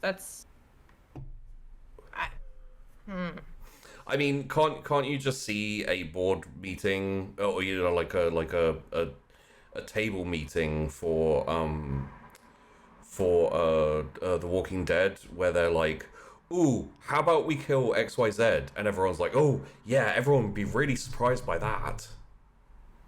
I could see that, yeah. I mean, part of the issue is, like, is it going to be surprising in a way that the people are going to care? Like, the writers might not necessarily, like, care emotionally, I guess. Like, it's more about if they care about more than just, you know, oh, we're killing something off, like, big deal kind of thing. Well, I mean, character death in both Game of Thrones and The Walking Dead, and, to be honest, I keep saying Shingeki, I apologize, and Attack on Titan are all basically punctuation. They're commas, they're full stops, they're, you know, how do we end a scene? Someone dies. How do we transition from this? Someone dies. It's more of a plot point than, you know, an actual uh meaningful part of the story. It feels like... Or plot device, rather. Yeah, it feels like story shortcuts, and it feels like kind of like weak emotional bait, essentially. Yeah, that makes sense. So it's hard for me. Not only is it hard for me to get invested, I don't get invested. And I can still watch the shows and be like, I enjoy the idea and I enjoy the setting. But when you've got something like The Walking Dead, which is mostly dialogue and character, Yeah. like you know, you lost me. When Game of Thrones was killing off characters on the regular, but not all the time, because it's a good way to let people kind of blinker themselves to the fact that it has a shitty story. And then characters start doing things out of character because they don't understand the characters. Yeah, like it held itself up by its character writing and its story in the first few seasons of Game of Thrones. Well, that's because they were fairly faithful to the books too, I think. Yeah. For the most part. Well, and then they deviated heavily. Yeah. And also at the end they were offered Star Wars and they just wanted to get done with Game of Thrones so they could go to something else. Yeah. Which... Yeah, exactly. It is what it is. Majorly unfortunate. Alrighty, so I'm just going to boop. So now we can't see your Discord. Alright, I will... There we go. And then I am going to send you over very quickly this. Is this ordered by? It is ordered by. Okay, so here you go. I'm going to move it over here so I can put it up on the screen. There you go. This is my anime list. Oh, hell yeah. Oh, okay, so you like out... Oh, wow. Wait, shit. If I closed it, does that mean it's like... So I'm looking at mine. No. Like this is the tier list that you... Oh, you're good. Oh no, I didn't mean to close it. Hold on. If you click the link again, it may... Oh, it did. Yeah. Okay, good. Okay, we're good. Okay, so yeah, jump over to my anime list. I'm on it. And sort by score, if it isn't already, which I think it will be. Yeah, it is sorted by score. And yeah, you can see my tens, which is, you know, you'll recognize a few of them, but some of them obviously weren't in there. Cowboy Bebop, One Piece, Wolf's Rain. Okay. Spice and Wolf. Yeah. Spice. Horizon. Vinland Saga. Oh yeah, okay. Well, there's a bunch of them that weren't in there. Yeah. You see here, Assassin's Classroom is actually higher. It's because that's the second season and not the whole thing. Oh, okay, yeah. The third season. There you go. Yeah. Huh. Well, there's the second season, and there's the... Yeah, Log Horizon's second season. That's funny. Log Horizon's second season isn't as good. And I see Kingdom third season and Kingdom second season. Yeah. Huh. But I'm gonna keep this open as like I actually want to make my own then like anime list so I can, you know, decide on like or just like keep track of the stuff I've watched. Oh yeah, and you can also add in your want to watch. So if you go down to the bottom, you could see my like dropped and my plan to watch, and I haven't added in all the plan to watch. I got Violet Evergarden in there. You can see my ones, my one rated. Where are they? There we go. All of my one rateds are To Love Ru. I hate To Love Ru. It is one of my most hated animes. And then you've got like final season of what's it called? Shingeki no Kyojin. Attack on Titan is a 2. Akame ga Kill, Overlord 3, Dragon Ball Super, Dragon Ball Super, yeah. One Punch, One Punch Prison, Man second season, I agree, was trash. Sword Art Online 2, Hyakugo Yorian, Samurai Bride, Sankaria, Mirai Nikki, School Days, Kyokara Mao. Oh, wow. Some real trash down here. You gotta add, what's it called? Jujutsu Kaisen to your list. I will. Yeah, like Do it. One Punch Man is a 5. One Punch Man That's season. not terrible. Yeah, One Punch Man season 2 is a 1 or a 2, is a 3 maybe. It's 3. Yeah. A lot of my 5s also like Working or Asu no Yoichi. I know I've watched, but they never stuck with me, so I can't really rate them very well. You can put it on Dropped, I guess. Well, no, because I watched it all. It's just okay. It never it never spoke to me. So I watched it ages ago. I don't remember it that well because it wasn't very good. But I don't remember it well enough to give it a shitty score if it was shitty. So it's kind of, it felt like 5 was the average, where it's kind of like meh. It didn't grab me, you know. Yeah. That's understandable. Yeah, I have bits of Food Wars at like 6. It doesn't really go up past 6, and then there's a whole load of stuff in here where people would probably be like, really? This is you have this here? There's a really interesting one actually called Papa no Yukoto wo Kikinasai. Okay. Which isn't amazing, but it's kind of heartfelt because it's about a guy who takes in his 3 nieces from his sister while they go on holiday, and then the parents' plane crashes. Oh no. And both of the parents die, and he's left with I think their ages 5 to 12 or something. Okay. It's his 3 nieces, and they lost their parents, and he's now kind of looking after them. And he's early 20s, doesn't have his life together, and then he has to look. It's not great, which means it's kind of annoying because you're like, this is a really interesting thing to explore. But it has a lot of good moments in it where you're like, man, they did that well, or man, that really tugs on the heartstrings. And Oh, that's good. Yeah. Honestly, it's nice to see shows like that, even if they have little moments. Yeah. It makes the show that much better when the little moments are that good.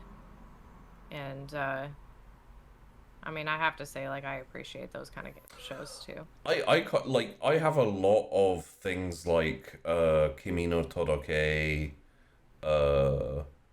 Nisekoi, Akatsuki no Yona. I have Sakura Trick. Sakura Trick is not amazing, but it's really interesting because it's 2 girls at the beginning of high school who are fairly codependent, and I think they're both feeling like adrift at a new school and stuff. They kind of turn to each other for comfort, and it starts out with silly making out and slowly turns romantic. And it's like a go romance, something I haven't seen a whole load of done that isn't porn.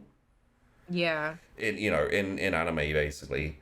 There's no porn to it. It's just a really interesting look at the mixture of friendship and romance and confusion and uncertainty as to whether they actually feel romantic or even attracted to each other, or whether they're just trying to like desperately hold on to each other so that they don't drift apart in high school, and like the fear of that happening, and like there's a whole load of messy emotions in there that's really fascinating.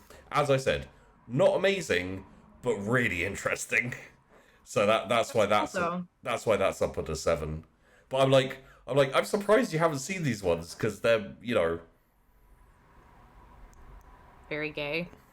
No, like there are super load of gay ones on here, but it's more like romancy or slice of lifey, and I don't watch a lot of like romance or slice of life stuff though. That's not really kind of my gig. yeah. I've never really been into the whole, uh, you know, like romancy stuff. Like it's never. I like peaceful things, but not romance, because romance is often very stressful. Mm. Um, like where like it, it's a struggle, and then it's a struggle then relief, whereas like peaceful stuff um like a lot of the Miyazaki movies, Yeah. those are, or Studio Ghibli movies, like those are more about, They have a serenity to them. yeah, it's a whimsy instead of Yeah. like romance, which, yeah. Romance to me, like, and maybe this speaks more about like my own personal kind of like shit, but like romance to me and romantic kind of things are very stressful and uncomfortable. Yeah. So like anytime I see that, I'm always kind of like, like I don't understand slash I don't want to be around it. And I just like, unless it's like a platonic friendship where they really do care for each other, or like it it feels more pure, I guess, Yeah. instead of this whole like I have to fight for you and I will like win you at all costs or whatever. Like that to me, I'm just like, oh god, please no. I'd say like that bit that you just described is probably Toradora. Mm. Like Toradora would fit into that category. Um, I'm just saying, like I would say the Sakura Trick one that I was talking about with the two girls. That Mm-hmm. that kind of does, but also kind of doesn't. It's yeah. Um, there's a couple of like like Nisekoi is about a guy and a girl whose parents are both leaders of mafia groups, and they end up having to date, like pretend to date. Oh yeah. So that their respective mafia groups won't kill each other, and that's why it's called Nisekoi, because Nisekoi means fake love. Oh okay, yeah.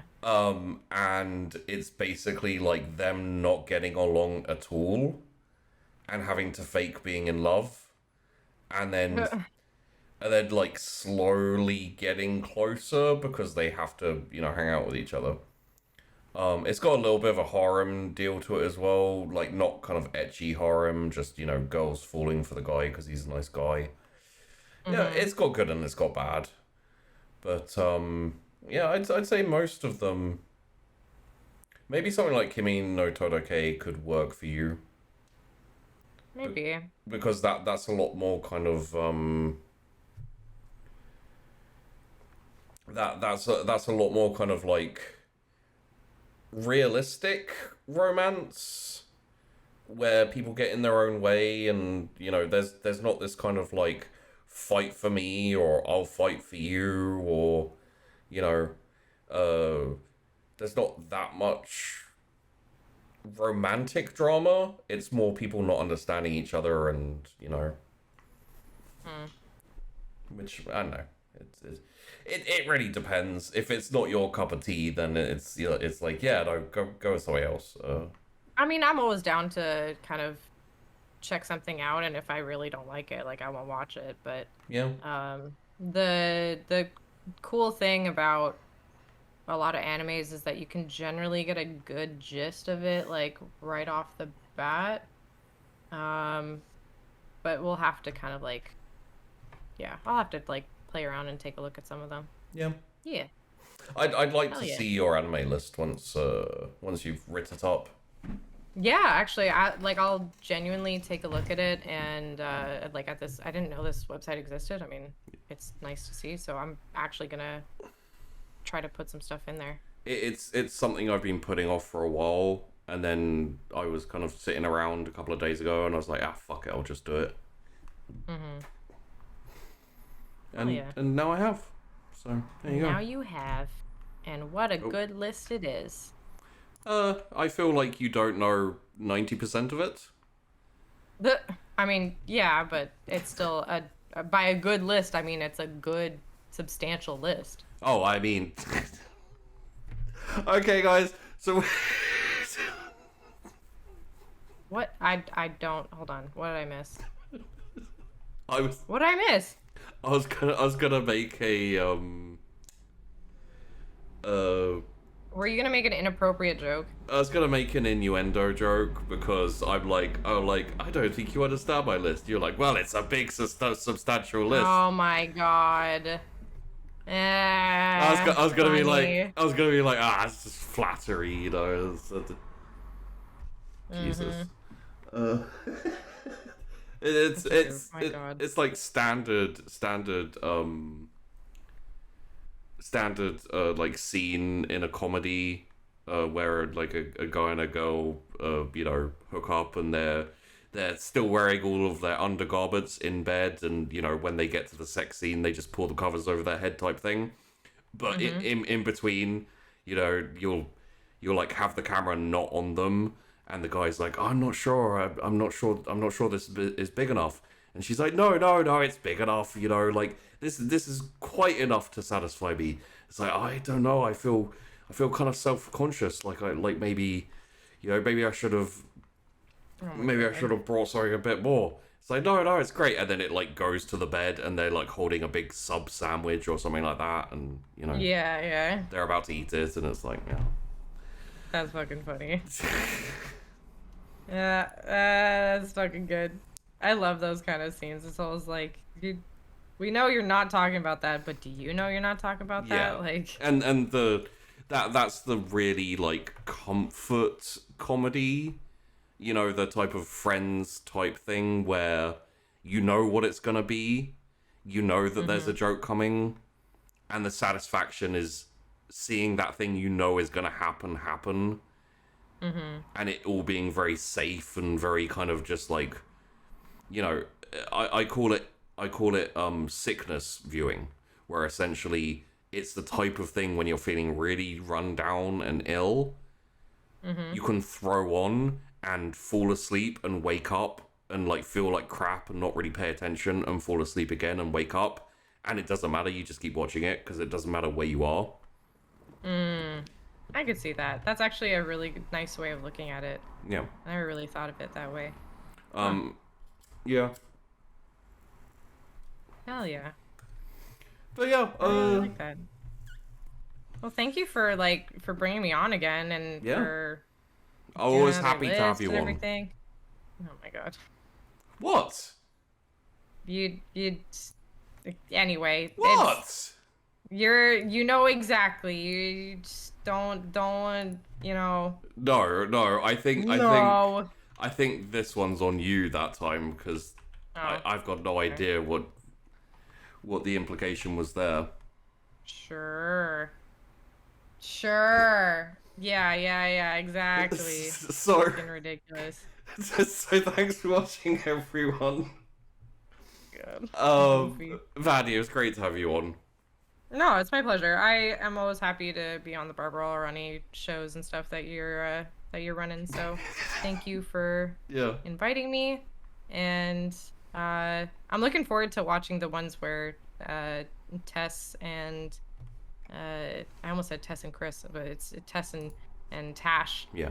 are gonna be on. So yeah, it'll be fun. Well, they're all out now, so yeah. And thank you again for being an excellent GM in Sunkist and for thank you weaving, for being a great player. Weaving a wonderful tale that I hope people really enjoyed. So yeah.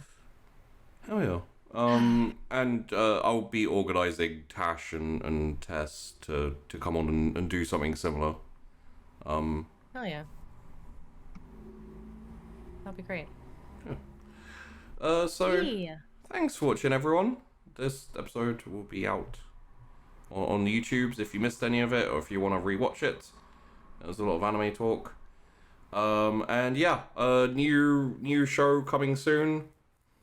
On the Monday, and if you have interest in TTRPG stuff, I can suggest to you the premiere of Bleach, which is coming on Table Story on Sunday. You should go and watch it. Yeah. Right, see you later, everyone. We're gonna dip, and not be here. See you later. I'm gonna go eat.